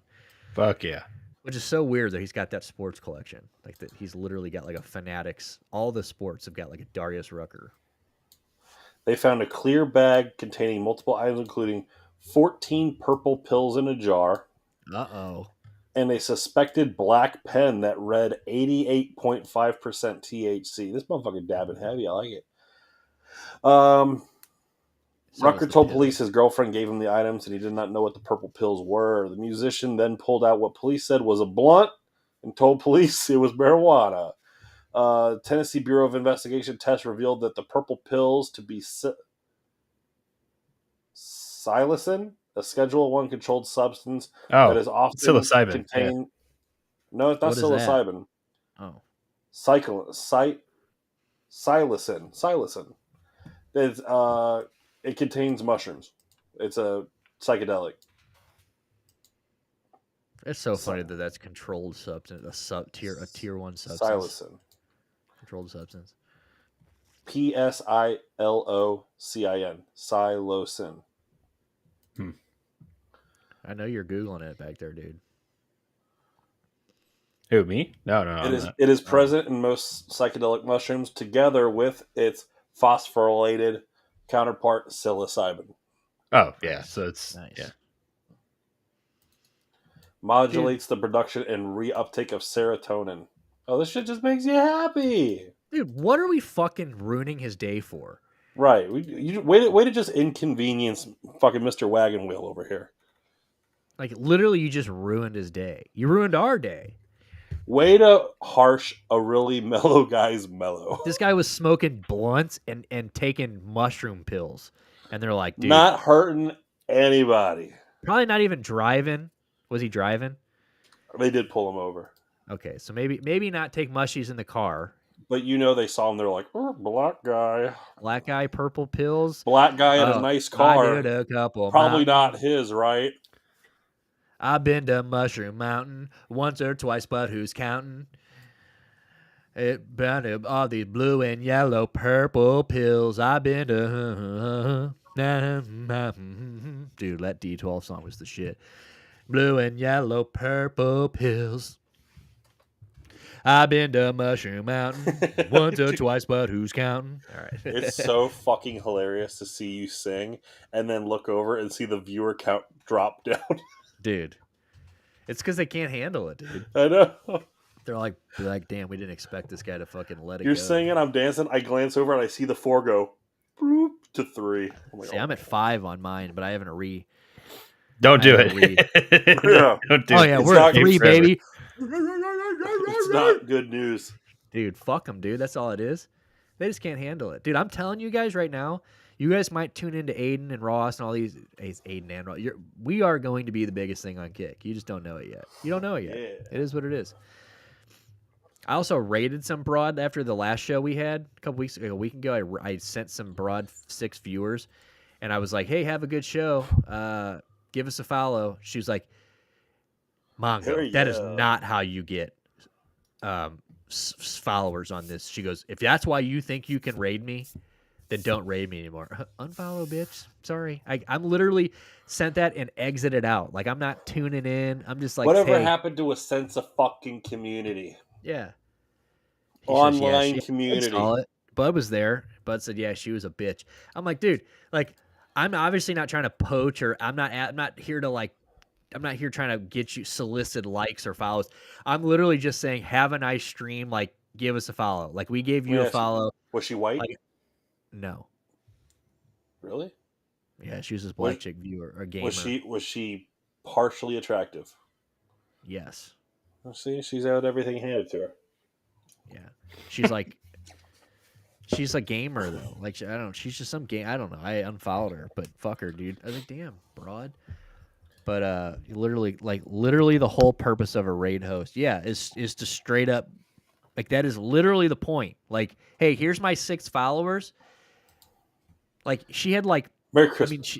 she had like under 100 viewers, so like, she saw. I don't even think she had that many viewers that day. It's like the guy that we sent not too long ago. Frost and I rated a guy after a sports show. Oh yeah, Guy had 1 viewer, right? We gave him 6. Doesn't even say nothing. shout out Pushing Mongo. Nothing, dude. And he saw that notification, just like read it and didn't do a damn thing about it. We I just was like, 7 you times scumbag. your watching, your viewership. Kick, you're full of fucking cunts. Straight up. Dude, but you guys do have a very nice F1 car. We'll give you that. Yes, That he motherfucker does. is sick. I didn't know it was a Stake car. I thought it was Kick. Oh, Stake owns Kick, right? Stake does own Kick. And they might be losing the Stake part, actually. What do you mean? Oh, Sauber, the manufacturer, okay. is a Swiss company. Stake is not a registered company in Switzerland. Wow. So they are actually going to court now, suing Sauber to try to have Stake removed. So if Stake is removed, either they're going to back out entirely or they'll just turn it into the Kick car. But right now, the whole Stake thing's at stake. God damn, dude. That car was sex too, dude. It is a good looking car. Where they like brought it up. I think I Some posted it on Instagram. some people are like, "Oh, this looks like a 12-year-old's dream fucking F1 car." If you ask a 12-year-old dude, black and lime green. I'm like, dude, aren't you glad that there's like a little bit of diversity? Like, not everyone's all like Ferrari red, Williams blue, like the silver bullet for the Mercedes. Like, let's jazz it up a little bit. Right, and it's literally the color scheme of the website that's on the front of it. Exactly. Like, it's like, what do you want? Like, yeah, right. Dude, and like, isn't that kind of like, dude, you know what NASCAR's missing? Late 90s, mid 90s, late 90s paint jobs. Bro, get me those old McDonald's cars like that. Those were the shit. I don't even like NASCAR, and people used to make fun of Jeff Gordon's Rainbow DuPont, but that was the shit. That shit's iconic. It's iconic. Remember how fucking much of a bummer it was when Jeff Gordon went from the Rainbow DuPont to the fucking Pepsi Blue? It was bummer. Yeah, dude, those cars. Yeah, all those cars were so sick. The M&M cars back in the day, all of them. Like, same with F1. Like, I almost want my race car to be gaudy, like to be like. It's what it is. It's there to stick out. It's gonna be a fucking colorful ass blur. Yeah, you're literally watching a fucking car go 200 miles an hour, dude. Chill. But yeah, I hope they get to keep it. And I mean, obviously, it'd be cool if it became like just a kit car. It'd be even cooler. But hell yeah, especially with the Pushing Mongo logo on the side of it. I mean, they're gonna see we got 22 followers and be like, well, they obviously get a wing spot. So absolutely, that'd be the tits. Yes. But yeah, if you guys haven't seen that, go look that up. We did post it on Instagram yesterday. I don't know if it's still there or not, but if not, just go to F1 or Stake or whatever, Kick. Go to Stake's Instagram. It's a sick little video. We'd pull it up, but we've already played enough to where we've played so much already that YouTube's probably in cold sweats right now. They're like, oh my God, they've already hit us with 2 fucking, which is whatever, because YouTube can literally deep throat my dick. So the names of Formula One teams is hilarious because now Sauber is now Stake F1 Team Kick Sauber. That is a formal name. But that's on the checks. AlphaTauri changed their name, and it's way worse. It is now. Is that the other car that got announced yesterday too? Yeah. What was the theme of that one? I didn't even look at it really. I just saw two were announced. Was it cool looking? Which one? There were 2 car skins announced the other day, right? When the Williams came out, and Williams was cool. They still the intake overhead. They still have the Duracell copper top, which I fucking love. That was ingenious to make it look like a battery. Let's see who else. Because I remember they posted like different ones. Yeah. We're still waiting on the McLaren. They debuted the new Papaya, so that looks good.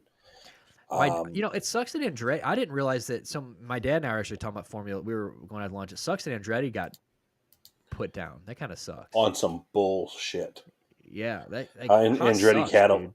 Yeah, no. And my dad's like, dude, Haas is so bad. He's like, Andretti would have been so good.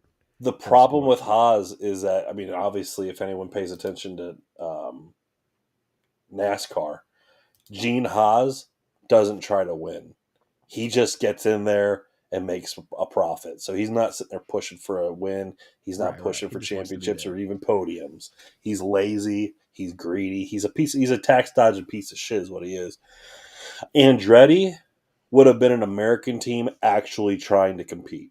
Right. Like that would have been one we could be proud of. Yeah, Andretti would have been so proud.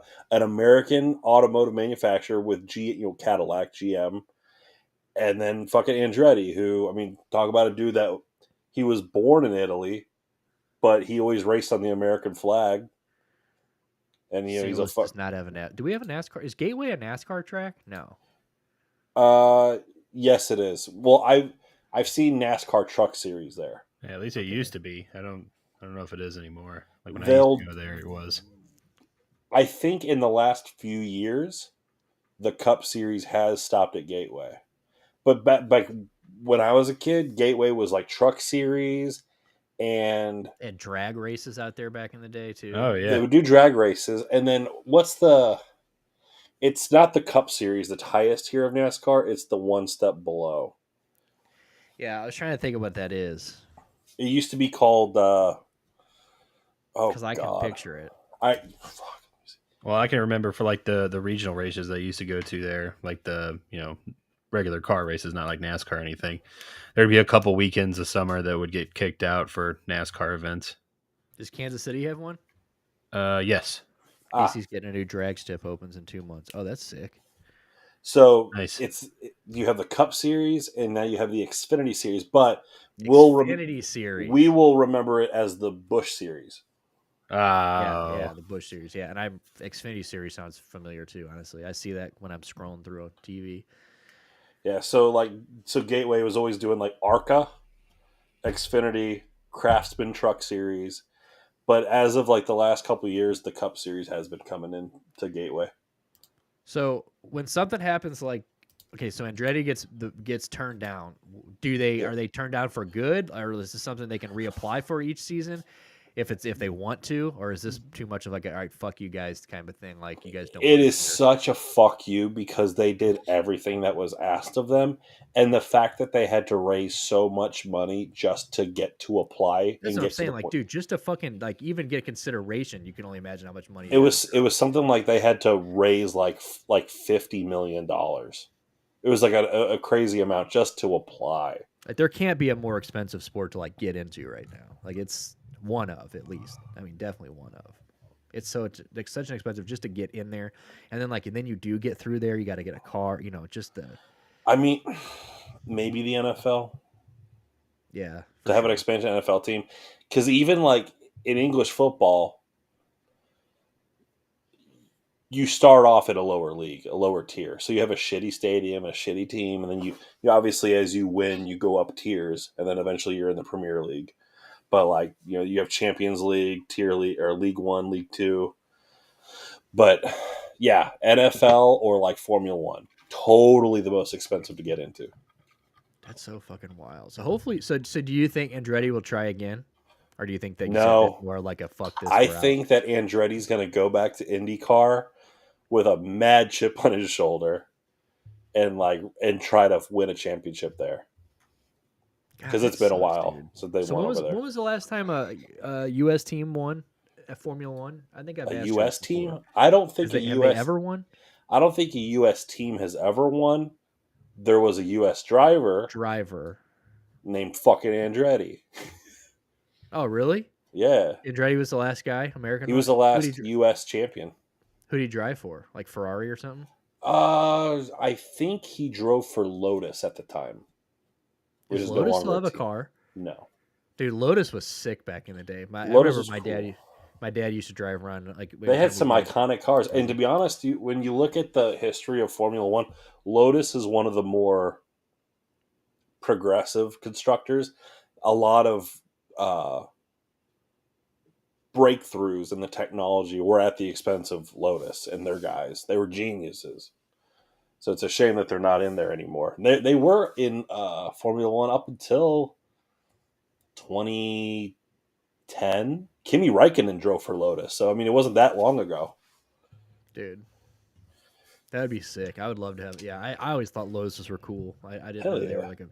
Like I remember, like I said, the Lotus. I forget what there was. Like this little Lotus that was sitting at the Bentley Maserati place my dad worked at. So Mario They had some Andretti, he was the Formula Bud One says world champion in 1978. Bud says Honda's his Formula One team. Heartland Park in Topeka just shut down for good. It was a drag strip and road course. Racetracks are closed all over the country. Honda's my F1 team. Honda is Honda is. I mean, they're getting out. Or well, I mean, they're already kind of on the way out. Where they Isn't that were what doing. everybody's running on though? Honda engines. That's what Red Bull is running on right now, but they're phasing it out, and then Red Bull's going to be making its own engines using the Honda technology. So do you think?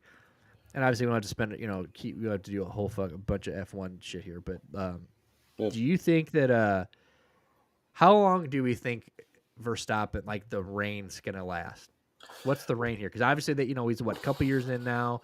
Usually they 5, 6, 7. There's usually a big window there. There's like a time.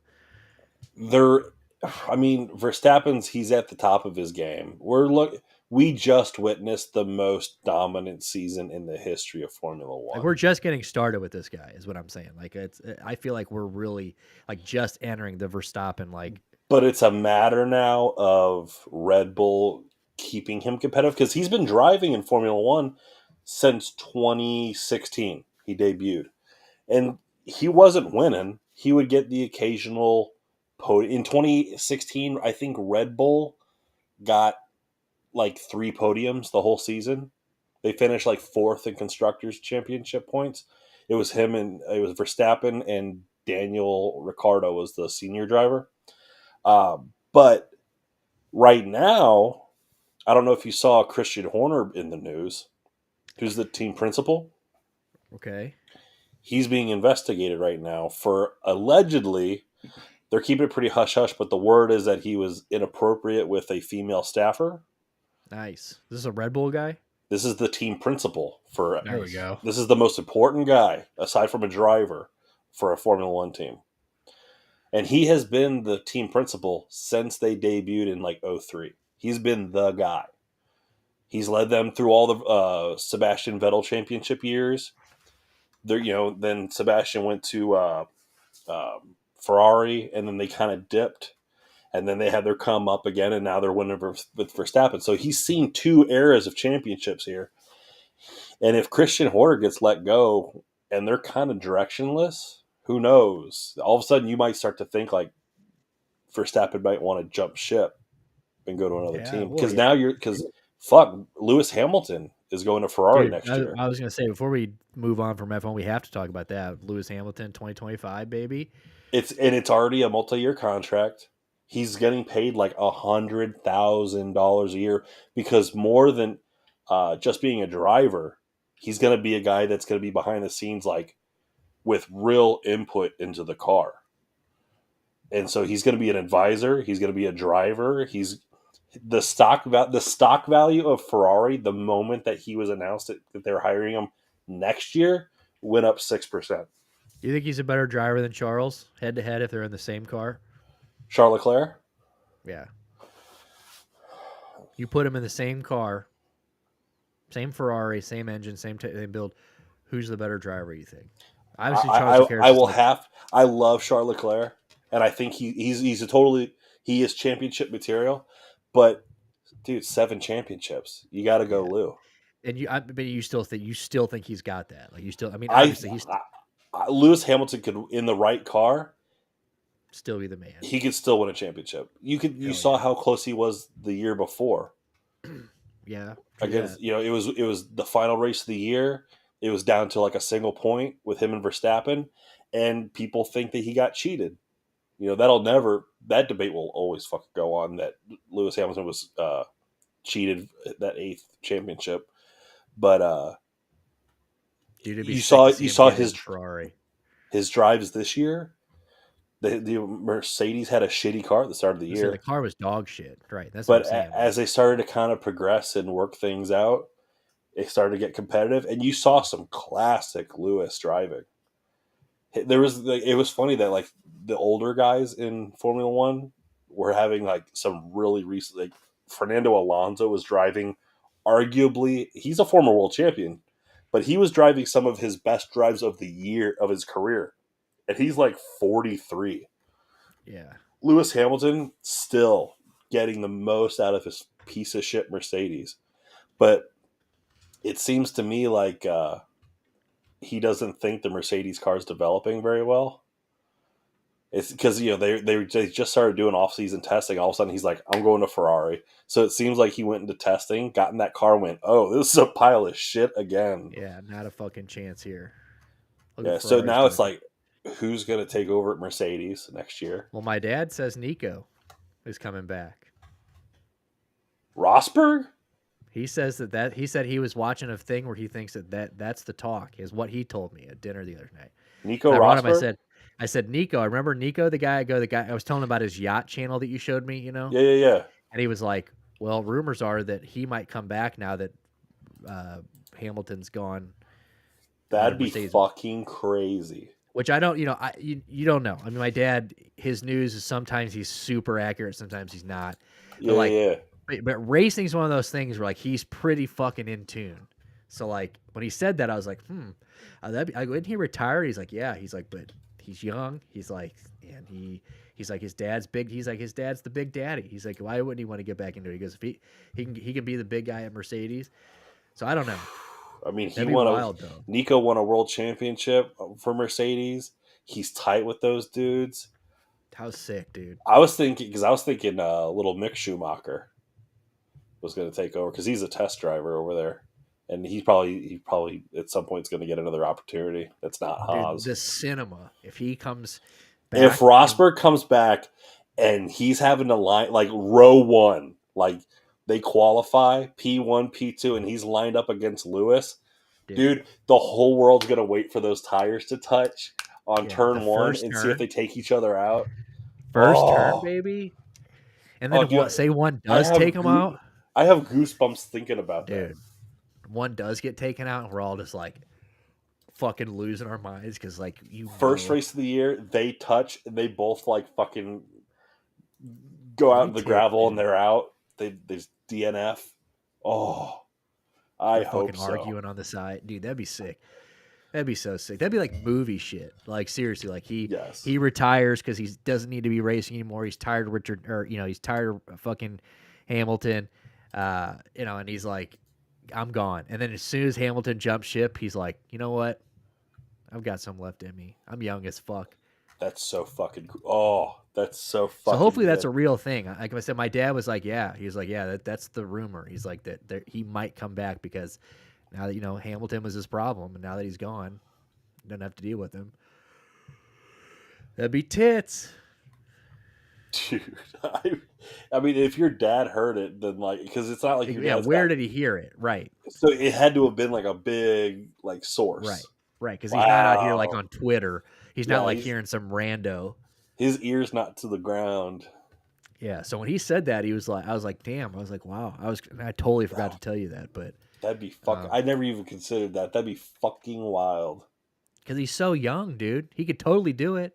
But not so young. Consider for a Formula One driver, 38. Yeah, but how long has he not been driving? 2 or 3 years? He won the world championship in 2016, and then he bowed out as soon as he won. So he said, "I'm at the mountaintop. I'm done." So 38. That's that's 8 years off the game. I mean, that's 8 years out of a car, and kind of doing your thing. I mean, but that also could be a detriment too. Yeah, I mean, it definitely could be. But definitely something to keep our eyes on. I know, like I said, we'll definitely be looking at that because Formula One, we're right around the corner, baby. We're fucking. What, March? March is when that starts, right? Yeah, Hell yeah, dude. I I'm can't stoked. fucking wait. Yeah, I'm definitely stoked. I mean, I'm more excited than usual. I mean, like I said, I got into it kind of the end of last year and stuff. So, and now, like I said, I love, my dad's a Ferrari guy. So to see Hamilton go there, I think is so cool. And Your like, it's old kind of cool because man, like my dad doesn't like Hamilton. really? So he's always kind of like, because so he's now he's like, black. well, I think, yeah, that's it. He's like, dude, get the blacks out of the car. Well, my wife thinks that Lewis is a diva, but I'm like, and I try to explain to her, you have to be so impassioned, you have to be crazed to be a world champion in Formula One. You have to be a psycho. Absolutely. Like you're telling me you don't sit down with Max Verstappen and be like, this guy's kind of a weird asshole.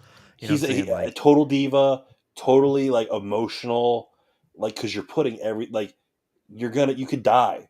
This used to be a sport where every year, like 2 drivers died. It was a yeah, guarantee. And now they have the halo and things are better, but still, like occasionally guys die. But I was telling my wife, I was like, because she's a Ferrari chick, and I was like, you you got to respect it now. Like he's on your team. you got to, right. It's like having like Brad Marchand on your team. Like you fucking hate him, Right, and then right. he's You on your have team. You're to. like, that's my fucking boy. Absolutely, dude. It's like when AJ Pierzynski became a Cardinal. Remember that? God, Yes. dude, that was Yeah. sick. But yeah, no, that's what I was telling my dad. I was like, now you got like one of your least favorite drivers joining your squad. I was like, and you can never be mad that a 7-time world champion is joining your team. You just, no matter how much you hate the guy, you can't be You upset got that to a guy that's respect it. won 7 world champions just jumped ship to.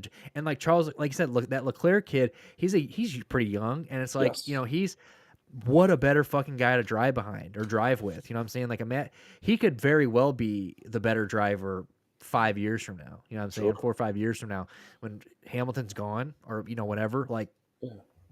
dude, he's just entering his prime. But your dad's going to be stoked. I mean, he's a Ferrari. He's an old Ferrari head.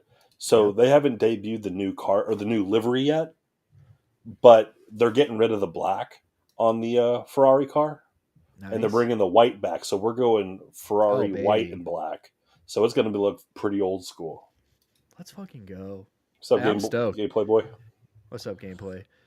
Yeah, I'm stoked. They said I've already messaged you about I'm gonna have to get me a jersey or something or just something to rep the old Yeah, Hamilton because I'm stoked about it. Like I think it's so cool and it just makes me I like the I like it makes the sport interesting. Like you see people jumping ship and big, especially yeah. somebody like that. That's like Otani going to the Dodgers. You know what I'm saying? It's like it's a big I mean, move.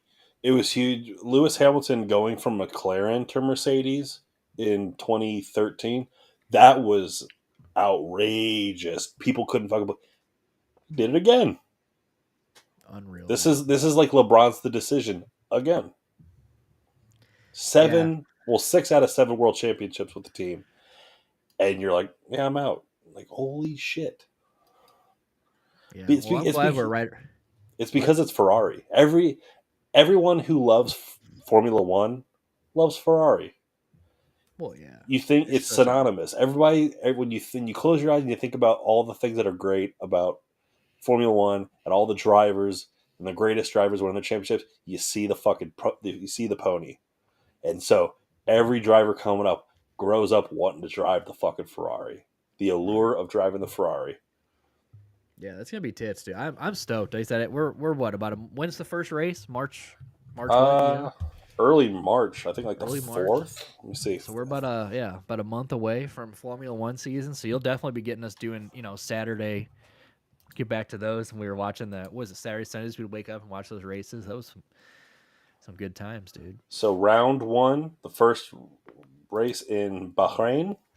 Bahrain. Bahrain is going to be March 2nd. Ooh, day after your birthday, dude. That's right, dude. I thought about I'm not going to be in the country for the Super Bowl. Yeah, at least it's a good one to miss, I've never missed a Super Bowl. dude. Hopefully, because Better be watching the Super. I'm going to be at a wedding that day, and the reception's that night. But I'm going to hopefully, because Paramount Plus I think is doing the Super Bowl. hopefully, even though I'm in Guatemala, hopefully like it's not blacked out and I can watch the Super Bowl on Paramount Plus in Guatemala. I think you will be. And shit, I think people will be watching. Super Bowl's watched everywhere. I think That's people what I are was gonna be asking watching her. the I was like, Super Bowl. surely, like there's gonna be some Somebody's gonna bar have it on. or something having it. Yeah, for sure. That's wild. Yeah, that is gonna be so. Yeah, that's gonna be weird. But like I said, that's a good thing. At least it's not like a Browns or like a Dan Campbell or at least it's somebody that like Chiefs 49. I mean, I know you like the Niners a little bit, but like whatever. Like Yeah, it's like I've never missed a Super Bowl in my life. I keep forgetting it's this weekend. Like I'm like Bud wants Super Bowl predictions. We'll give you our prediction here, but like a quick one. Tomorrow though, we're definitely gonna get like if you tune in tomorrow, it's just me and Yeti tomorrow. So we're gonna need some help. So I'm gonna need you to come and watch that tomorrow, Bud. But Super Bowl prediction wise, I'm going Chiefs. We kind of talked about this last week, but I think the Niners are a better team, but I just think the Chiefs know how to win in these games. I think you have a score, or do you want to save that for tomorrow? I think I said that I'll go 28. Actually, yeah, 31-28 Chiefs.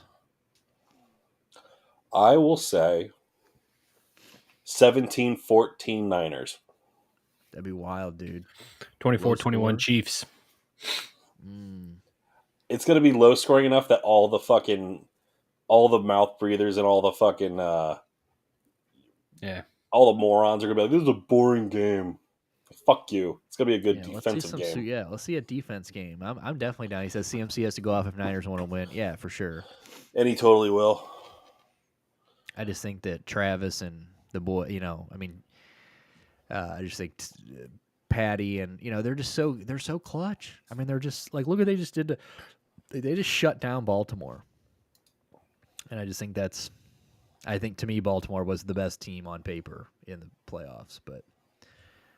I mean, the Niners are probably second best or close first. If there's an argument to be made that they're. What was your prediction for an office? It's because you queers are. Oh, I just said 24-21 Chiefs is what I said.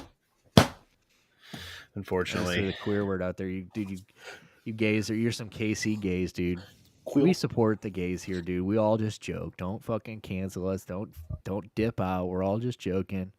24-21 Chiefs. Okay. I think so what I say 31-28. That might be a little high scoring, but whatever. So who's MVP? Mahomes again?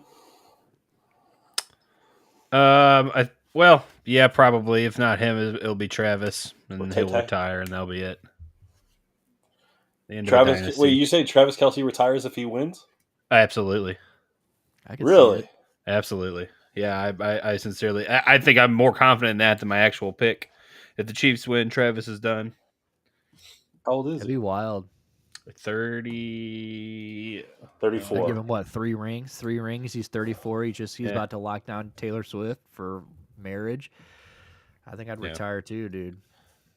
I did like what he said today about. Is this the last year of his contract? I don't know, but I mean, no, I don't think so. But they're talking about Andy. They're saying Andy's going to leave if he wins. Yeah. They're saying Andy's going to retire. There's a lot of rumors right now that Bill Belichick's going to take over for Andy Reid. So he's got 2 more. He's got 2025, and then he's a UFA. So I guess maybe he comes back next year. But dude, that's a lot of money sitting on the table if he retires. Yeah. You're talking $12 million next year in $16.25 million in 2025. Yeah, I think if they win, Patty's going to talk him into coming back. I mean, I definitely could see the front office's point. I mean, 34. I mean, he could very well walk away and be like, "I'm content," but that is a lot of money, and they're winning, and he's still putting up the numbers. I don't know. Yeah, it doesn't look like his games are impacting Tay-Tay's tour at all. So 2 more years. Taylor says, "Look, dude." Taylor's like, "Look, you just retired. Quit taking a beating. I'm a billionaire." Better be some magic pussy. Which we know is not, dude. It's like banging a broomstick, dude. No doubt. There's no way. Wasn't that Yeti that was talking about Taylor Swift's pussy last week?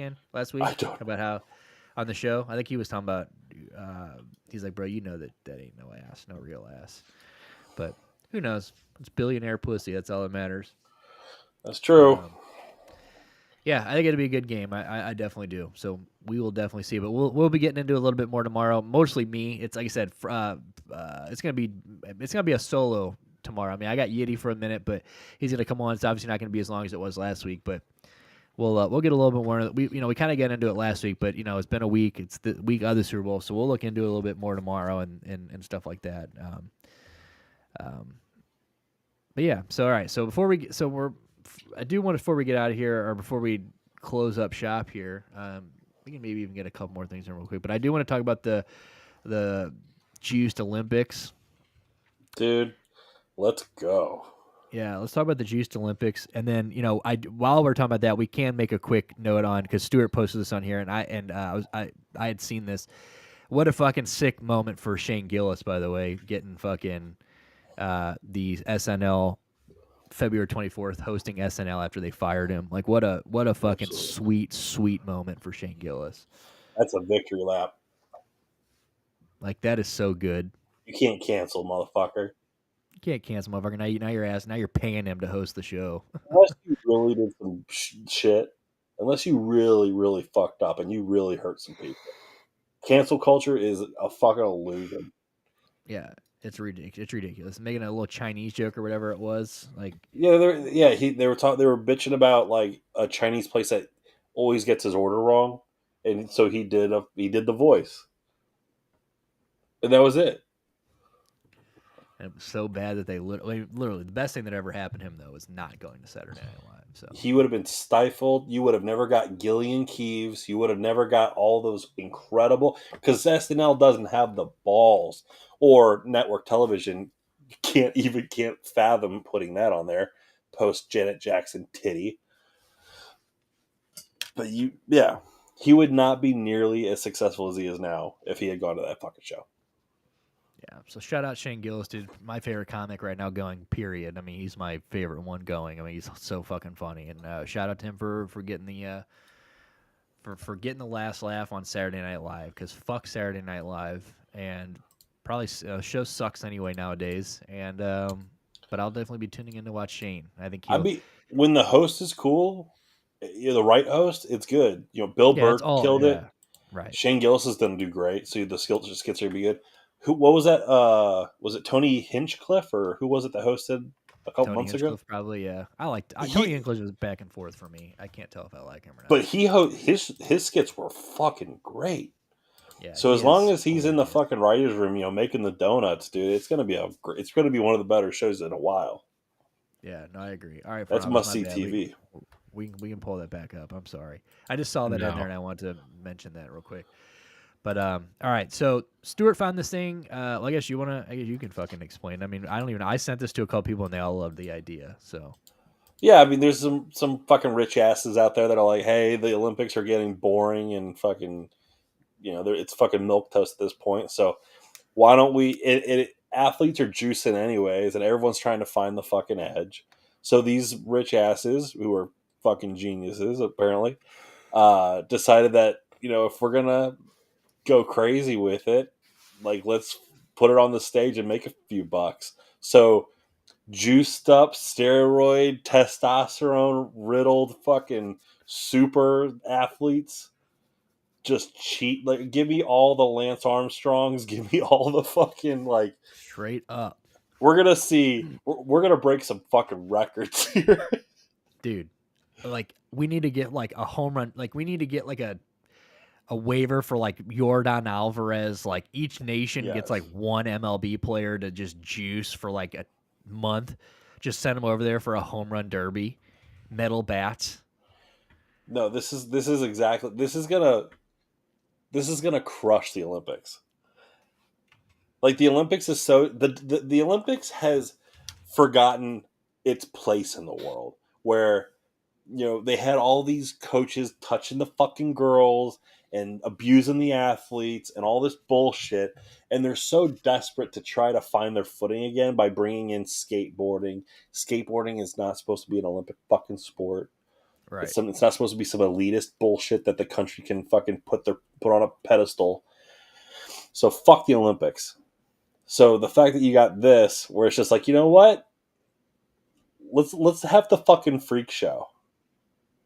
Dude, this would be so sick. Like this, I hope this happens so bad. that sports can be safer without drug testing is my favorite part. Like, obviously that might not be true, but like that is so fun. So they've got a whole website for this. If you're interested in this, like that's what we're on now. So let's go back up for a minute. I'm just going to read that top part. So this is the whole thing. So it says, backed by the world's top venture capitalists, so basically just a bunch of rich motherfuckers, like he said, the Enhanced Games is the Olympics of the future. When 44% of athletes already use performing enhancement drugs or PhDs, it is time to safely celebrate science. Sports can be safer without drug testing. What a great way to sell it. Dude, it is a beautifully worded. Where it's like, you know, athletes are always going to try to find the edge. But now they're allowed to find that edge by not having to go to like a shady doctor. Or they're able to take these in like a controlled environment where the doctor is watching them. And they're, you know, you're not having to go to the fucking black market to find some shit and risk like getting some tainted shit or low quality shit and hurting yourself. Like, so I love that they're trying to like be like, this is the healthy. Dude, we're gonna juice you right, baby. Come to us. Yeah, We're gonna juice you up just right. So I mean, obviously, like stuff like some certain steroids, like you go into like what are those like TRT, like there's a lot of stuff that can be used for like like positives, like TRT. A lot of older guys are on TRT, like athletes that helps them recover faster and stuff like that. But dude, this is wild. Like, so I assume that I don't know if this is a thing. Like, is it already happening? So can we? Is there a thing we can scroll down, or maybe hit our plan? Maybe science is real. Safer. We don't have to go to pay the athletes. So, geez, event plan. So maybe we just want to find the enhanced shop. Let's go to our plan up top. Maybe they'll tell us what. So you find that, and while I'll read this here, where it says the event and organization was announced in June 2023 and is intended to be annual and to include track and field, swimming, weightlifting, gymnastics, combat sports. Originally planned for December 2024, a specific date and location are not set, and the number of athletes, quote, may be a couple thousand, according to a representative. Brett Frazier, the chief athletics officer of the organization, who is a competition swimmer and Pan American Games gold medalist from the Cayman Islands, says that the planned games include sports. The scale will depend on the funding, and the location is planned to be a university campus or similar facility in the southern U.S. They said in early 2024 that they now have the equity capital to fund the first event. So they have found the money. So it's just a matter of locking down the time and the place. So it says right here, it says the Enhanced Games, can you go up just a little bit? Sorry. The Enhanced Games aims to be the safest international sporting event in history. We embrace the inclusion of science and sports, and we fundamentally believe that the choice to use enhancements is a personal one. In order to keep our athletes safe during competition, we are introducing a mandated pre-competition full system medical screening protocol, which will help monitor cardiac risks and other health markers. Backed by billionaires and the world's leading venture capital firms, Enhanced will be able to self-fund the running of the enhancement games and highlight the inherent wastefulness of the Olympic movement. The inherent wastefulness of the Olympic movement. Yeah. Says, we're really fucking these guys over, not letting them fuck it. We're really wasting time here. Okay, pump these motherfuckers up, and let's go. Frazier has stated that over 500 athletes have contacted him asking for more information. Of course. He says that he has 500, quote, sleeper athletes, unquote, who are breaking athletes who are, quote, breaking world records in their basement and sending us videos of it ready for competition. Dude, I want sleeper cells of just give me a stadium with 500 Liver Kings. Please. Dude, and just throw a piece of meat in the middle of it. I want 500 throw a dead roided out Liver Kings just fighting, like having 500 dudes trying to climb a greased pole to get to a freshly killed cow. Please. Like, you get to eat that meat. You get to that fucking carcass, dude, it's yours. Gonna be a bunch of guys with boobies running around. That's right. Yeah, dude. This is fucking hilarious. So like I said, of course there's 500. Dude, that's so sleeper athletes. So these guys are out here fucking just like they're like, you guys don't know. Like we press one button, we give the call, and we release these fucking super freaks. Yeah, you see these guys on TikTok, dude, roided the fuck out. Of course, they all claim to be clean, but they're out there on TikTok like bench pressing like 700 fucking pounds, breaking records. But it's not.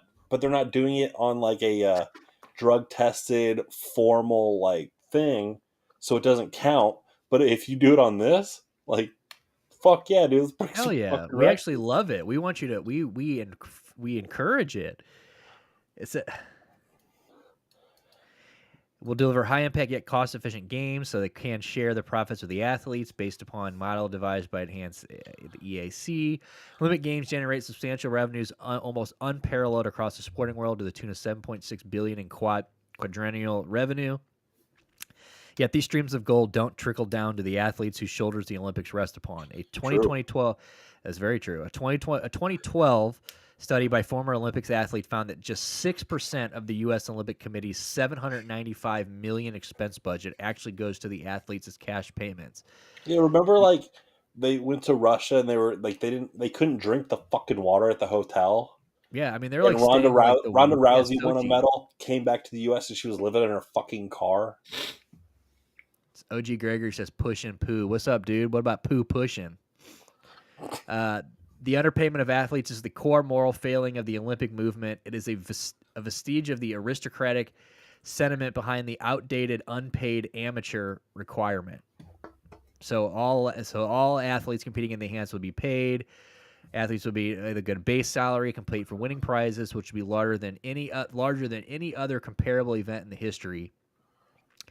Exact prize and pool will be announced in mid-2024. So it looks like a mid-2024 is when we're going to get pay plans, location, all that name, all that type of shit. So this looks like this is really going to happen. I hope so.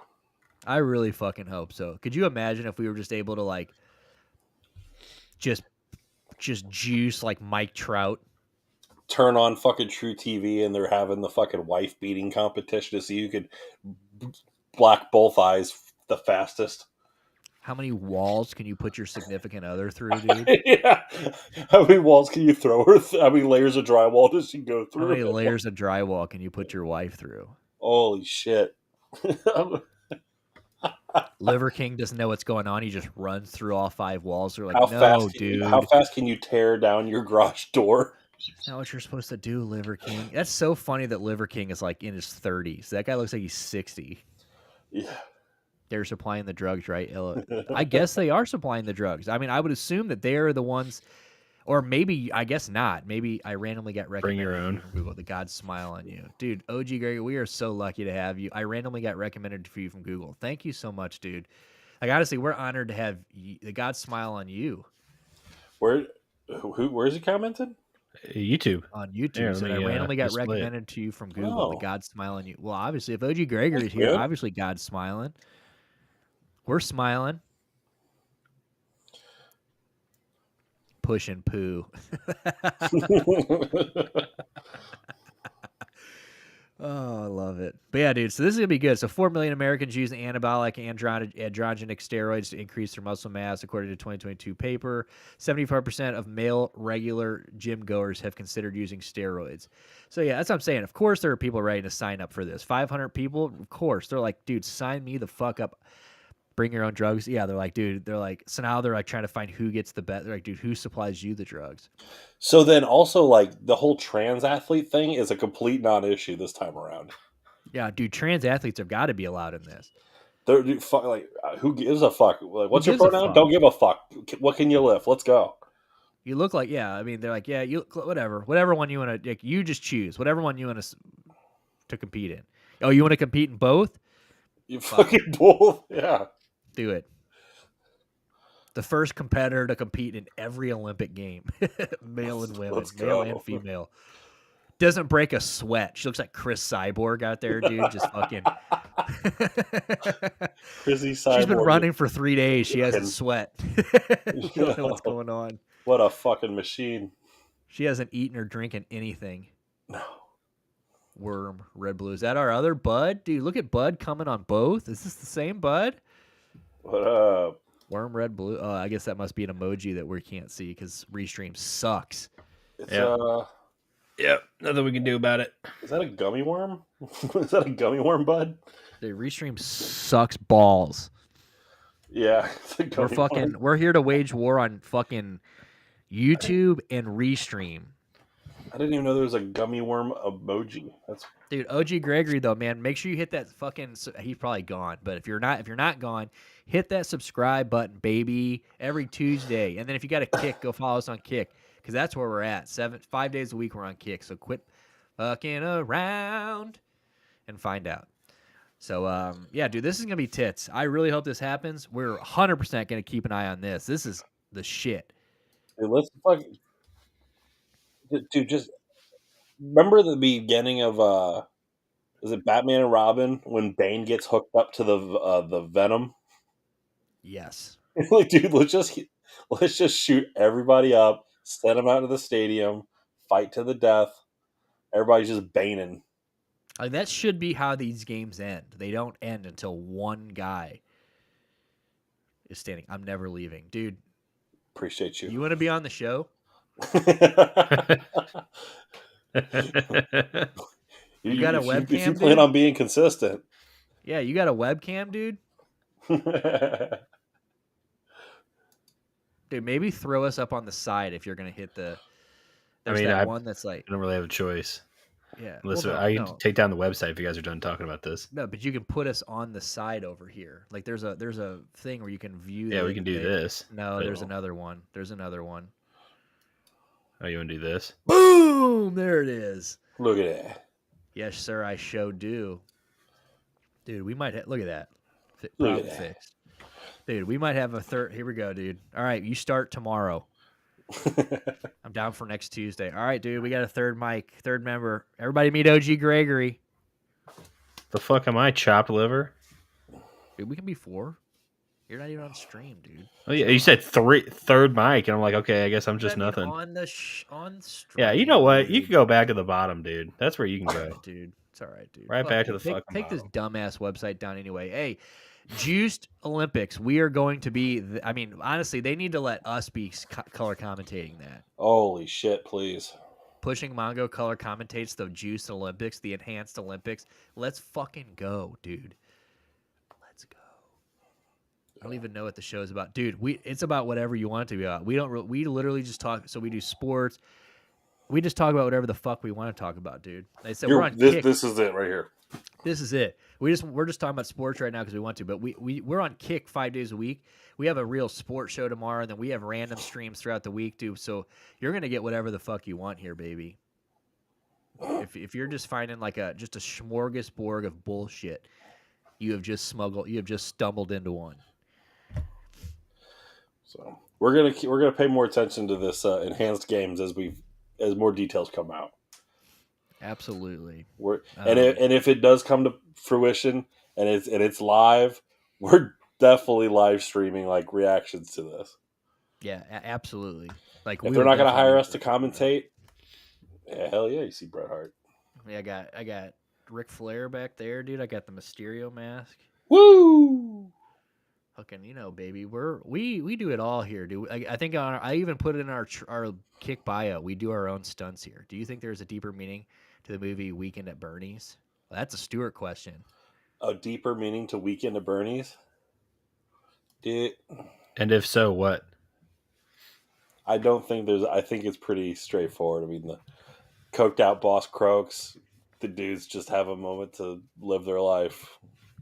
They get to live Bernie's life that they get to see a life that as the pencil pushers they never get to have. So they have their moment of glory. That's all it is. That's all we can hope for in life is that moment of glory. So there's the meaning of it. It's seize the day, carpe diem. There you go, dude. Look at that. And we respond, bro. You throw questions, we respond. We do it all. We do our own fucking stunts here at Pushing Mongo, dude. That's a good fucking movie too. It is a good movie. But I don't know about the sequels, but no, the first one was the shit though. Hell yeah, it is. So one of the other things I want to bring up here before we do get out of here is we were talking about the Super Bowl a minute ago. I did post that picture. Can we pull up that picture that I put in there of Lee Harvey Oswald and Brock Purdy? Yeah, I didn't get a good look at that. I was like, what the fuck is Lee Harvey Oswald? Oh, my bad. I meant Schindler's List.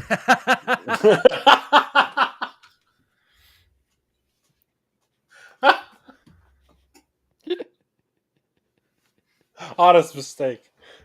Yeah, dude, I get them mixed up all the time. Like, I totally get it. So you got a deep meaning to that one, Stuart? Yeah, Carpe diem, seize the day. Good luck.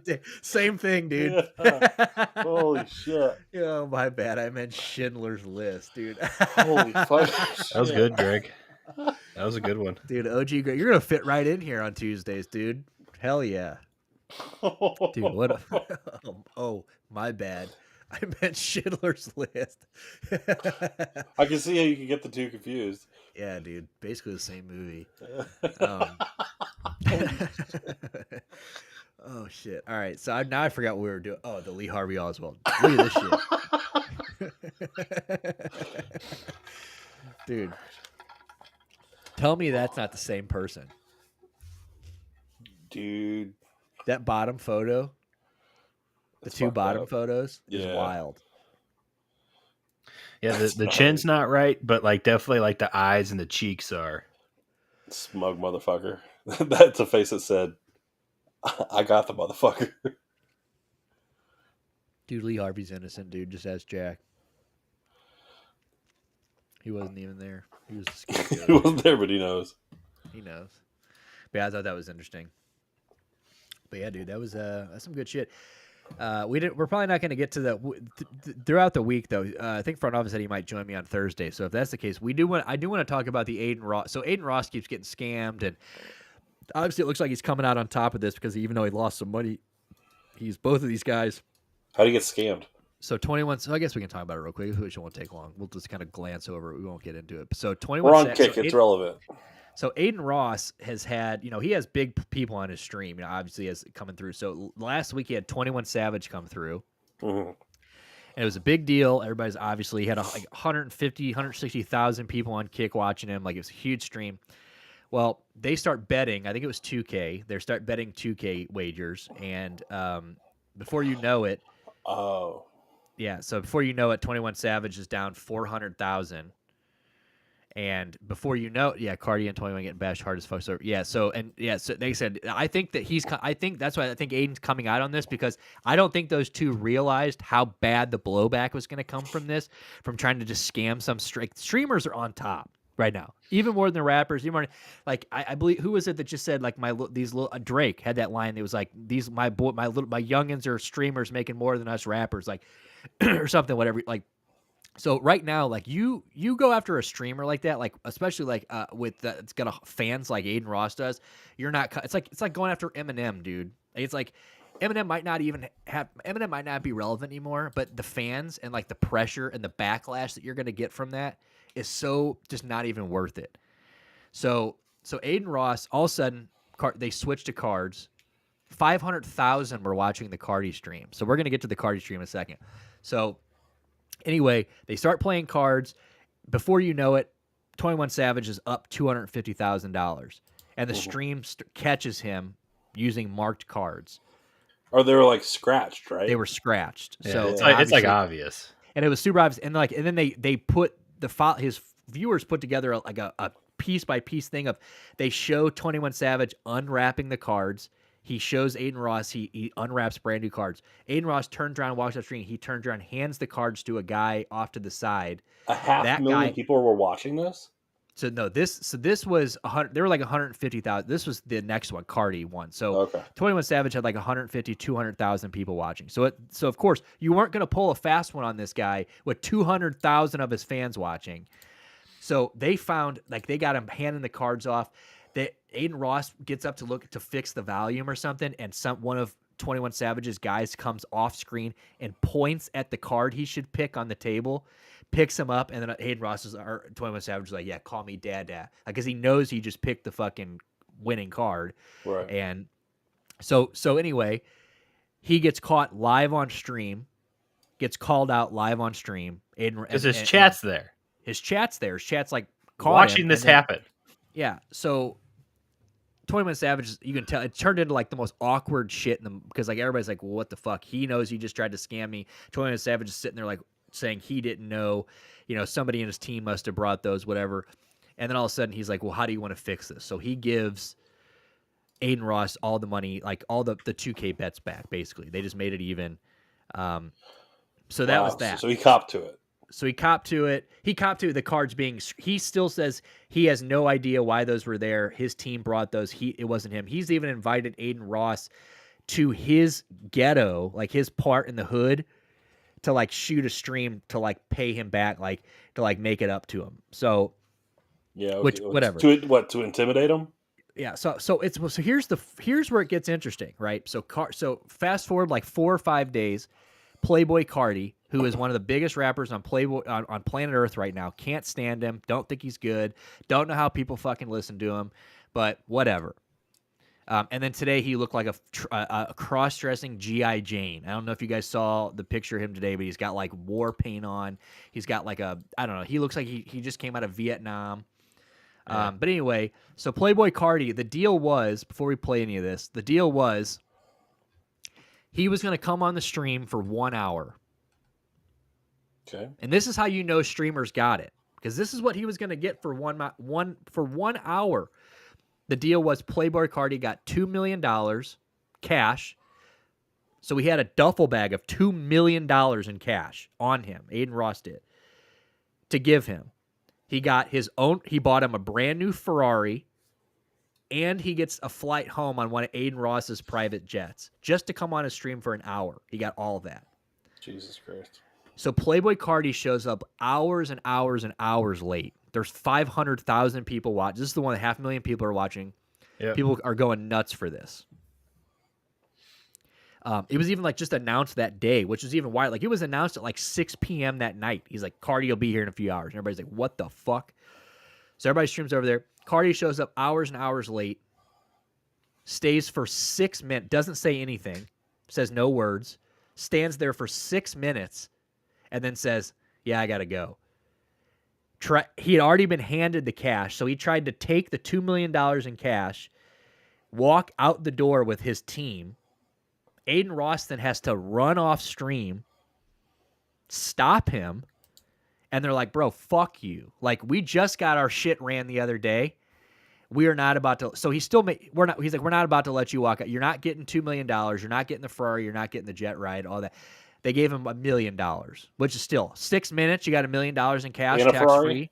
Well, he didn't get the Ferrari, so he only got the $1 million cash. But still, you still made $1 million cash off some guy for promising an hour, and you did 6 minutes. So he leaves. Right. This is where it gets interesting. So he leaves. Obviously, it gets really interesting or really awkward. We'll play this in just a second. He starts getting calls. Well, he starts going off. He's like, I'm done having streams with motherfuckers I don't know.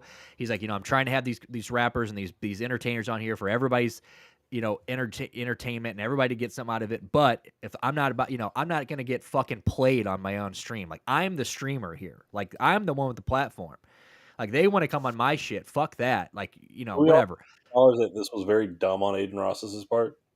It is very. That's what I'm saying. This is very, very dumb on his part. He got hustled. He got hustled. He got hustled. Some fucking street shit. Yeah, I mean, and that's what Anthony Fantano said. He was like, bro, he's like, Adin Ross got hustled. Like, yeah, what it is, like, it's shitty. It's super shitty to do. But like, you just got hustled. But anyway, here's where. So he starts getting phone calls. One of the first phone calls to call him and check on him. 21 Drake's Savage. dick. Oh, I wish it was Drake's dick. I wish Drake's dick would call me. You need some muscle. You see that picture I put up? It said Toby Keith died today, and on the same day we got Drake's dick. So it must be it must be Toby. Drake's dick. Welcome back, Toby.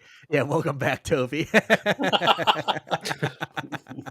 Oh, that's so funny. But so 21 Savage calls, and he's like, bro, I know I didn't see you just hand him money. $1 million. He's like, bro, we're gonna have a chat when I see you. Like, but basically, like, so but 21 Savage. So the backlash that 21 Savage got enhanced that by about quadruple. And that's what Playboi Carti got.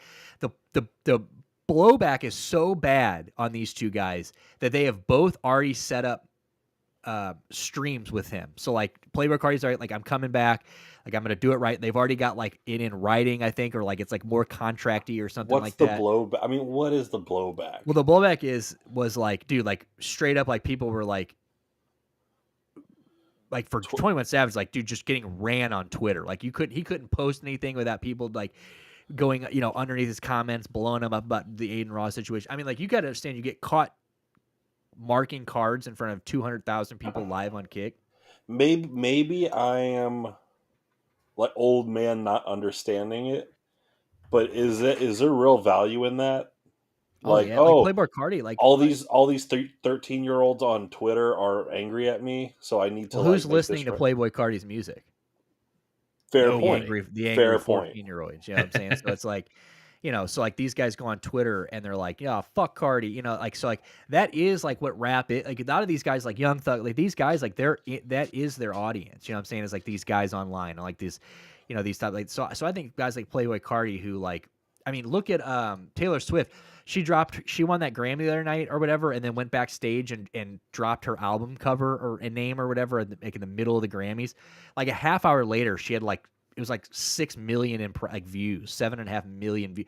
So so I think that like if you really get ran on Twitter or hard enough on social media, I think it can be because I mean you couldn't go to any streaming site, like any major site, and you've kind of been off social media the last couple of weeks, but like the 21 Savage thing and then the Carti thing, like you couldn't scroll Twitter or Instagram without seeing it, and like. Yeah, I think that it was huge. And like, you're basically, like you said, we're in our eyes and a lot of guys, like, he got hustled, but at the same time, like that's a guy who in the same time is like giving you a huge, at some point a line has to be drawn. We're like, this is supposed to be entertainment. We're supposed to be having you on and like. What happened to Drake's dick? Dude, what didn't happen famous. with Drake's dick? Dude, Jesus Christ. But before we hop back on Drake's dick, so if Suge Knight hung Vanilla Ice over the balcony in 2024, it would have ended differently on live stream. Maybe. I mean, I don't know. He hustled him, he muscled him. He got him to sign over, some points from Ice Ice Baby. But then the internet would have come in and said, Suge, what the fuck?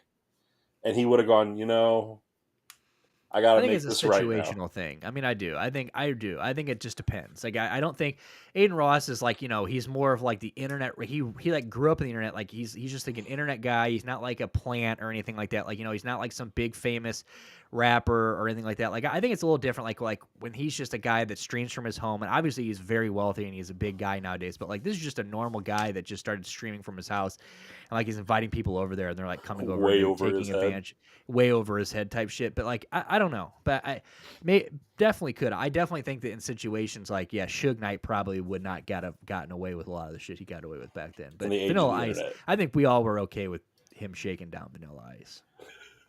We'd have been like, dude, okay. get over it, Vanilla. Like, Rob, shut up. You know, saying like, shut up. Go do an Adam Sandler movie, Rob.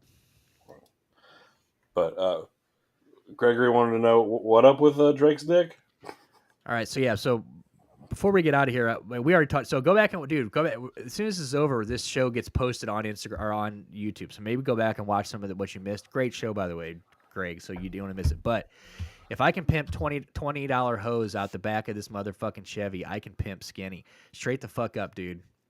But you're not pimping. Right, Greg. Let me tell you what's not pimping Skinny, and that's Drake's cock. Go on fucking Google or on Twitter and just type in Drake's whatever. Drake's dick, Drake leak, Drake video. And there's a video that came out today of Drake who's literally got a Tremors cock laying in bed. Fucking, he's got the wall of mirrors at the end of his bed, dude. And he's got the fucking snakeoid. He's fucking shaking his graboid like this, dude. Graboid? The motherfucker was limp, dude, and it basically hung over his hand and kissed his knee. You know what I'm saying? Like it's a big boy, dude. So if you're interested, for real, go get you some. because I wasn't even like, it was one of those things where, like, I'd seen it so much on Twitter that I was like, I have to see what this is. Saw it for half a second, exited out, and I'm like, good. Now I know it. Now I'm in the Saluted now I'm it, signed out. now I'm in the know. Like I said, my buddy goes, "Hey yo, pause." I'm like, bro, quit being gay, Adele, okay, and salute that dick. You know what I'm saying? Like that is, you know, you know, like you see, like when a guy, like in a sporting event, like if somebody reaches a milestone, the other team like stops and congratulates. Yeah, you kick a 63-yard field goal, you're gonna go, Mm, shit. Yeah, I mean, you're Good straight job. up right, and that's kind of what we're doing. We're just kind of like, Respect. good shit, dude. Village feet, shake that village feeder. Damn, bud. Village feeder. Dude, that's good. I've actually never heard that term for a dick. That is so good, dude. Shake that village feeder. Holy shit, bud. Dude, you got to tell, you got to tell somebody that joke in Guatemala, dude. You be like, you guys ever, how many times you guys shake your fucking, your village feeder? They're like, excuse me? So he has a hog, dang cool. Dude, a hog is like underestimating it. He got the whole pig farm. He's got a fucking whale shark in his pants, dude. Like that motherfucker. Why a whale shark? Dude, because that motherfucker, it's Is it because it's toothless and it literally looks like a fucking... Yeah, it's just a toothless giant, dude. Seriously. Now we got 7 viewers in here, of course, right? We're fucking glorifying, we're just gushing over Drake's cock. But fucking, dude, go check it out if you haven't seen it, because seriously, like it is it gay if I Google it? Fuck no, it's not. It's gay if you don't Google it. That's what I'm saying, dude. Like my buddy was like, "Ayo, pause," and I was like, "Dude, you need to quit being gay," because this is also the same dude that like when everybody's acting all gay on like Call of Duty, he's the guy that's like, all right. Well, it's no. I saw. It's funny because I told him, I said, that's funny coming from the gayest guy in the Call of Duty lobby, because he'll always talk about kissing me on the lips and shit. He'd be like, "You want a little kiss on the lips?" I thought he'll pull back some and be like, all right. Like I thought he'll hit a threshold where he's like, all right, I got out. Maybe sometimes, but dude, he says some questionable shit in the Call of Duty match. So I was like, bro, don't give me that. Don't give me this Ayo pause shit, bro. Greg, seriously, you click on my Google search bar right now and it drops down. It's just Drake's dick, Drake leak, Drake video, Drake's cock. I mean, like, dude, I was on a mission for that meat missile today. I was like, I am not getting on that fucking show until I find that dick. And I found that dick. So, dude, front office had that one in the chamber to fucking send to me. I'm telling you, literally search Drake, and it's the first thing. You can't miss it. Like if you just type in Drake into search and X, it's right there. You cannot miss it. I promise you, bro. Unless you're blind. If you're blind, you won't be able to see it, obviously. But like I saw something today that said Drake finally beat the white allegations, and that is totally true. Like he is definitely not a white guy from the waist down. Like, dude, like I said, that if you ever seen, that's a graboid, baby. That's a Tremors graboid. Fucking man. But all right, well, enough about Drake's cock. So, you guys have a good one. Appreciate you guys fucking coming by tonight. This has been episode 31. We are not gonna have Stuart. What do you got? 2 episodes? No, I think just 1 episode. I'll be back Sunday night. So you're gone from Friday night to that following Sunday night. Yeah. Okay. So I'm only going to miss 1 show. Okay. So yeah. So obviously, like I said, Stuart's heading to Guatemala. If you guys have been following us, you guys know about that. We've talked about that at length. Yeah. So we've got that. So he's going to be heading out of town this week. So you're going to have just me the rest of the week. It sounds like you might get front office on Thursday, but make sure you guys tune in tomorrow. We got Yeti Man coming back. Of course, dude. We got the man, OG Greg. If you have a Kick, you need to make a Kick account. If not, if you do, follow us. Because, dude, we have Yeti Man, the Titty Man, Yeti Man. No, Yeti. Nobody knows anything more about Kitty Man. Fucking Yeti Lunch, the boy, coming in tomorrow. Episode 2. He's going to be every Wednesday. The greatest titty club reviewer on the internet today. He's a fucking legend. dude, our fucking ski mask wearing, club reviewing, fucking parlay and pussy winning master will be on show for the second time tomorrow and every Wednesday going forward, but only on Kick. So if you're watching on YouTube, make sure you guys go follow us on Kick. Make sure you hit the notification button. Make sure you hit the bell so you get notified when we go live. Thank you guys for tuning in. This has been episode 31. Make sure you guys buy something, or scan our fucking QR code, follow us on all of our socials, buy something from the store so we can send our boy fucking Chef some money.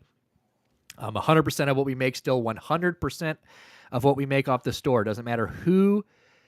Doesn't matter. Oh, someone scanned it. If that was great, or whoever scanned that, thank you. But yeah, make sure you guys go buy that. No matter if you buy our shit, Chef stuff, if you buy any merchandise from us, every time we get a payout, we send 100% of that to our boy Chef. Locked down for 15 years right now. Our prison pen pal, he's in Idaho. So support that. Make sure you guys donate to the church foundation of the Skate Church Foundation. We thought we had you in the first half. We're not donating to no goddamn church, but we are donating to a skate church. So if you guys are into skateboarding, make sure you guys donate to that. Get that. People in St. Louis, it's a place of community, a place of belonging.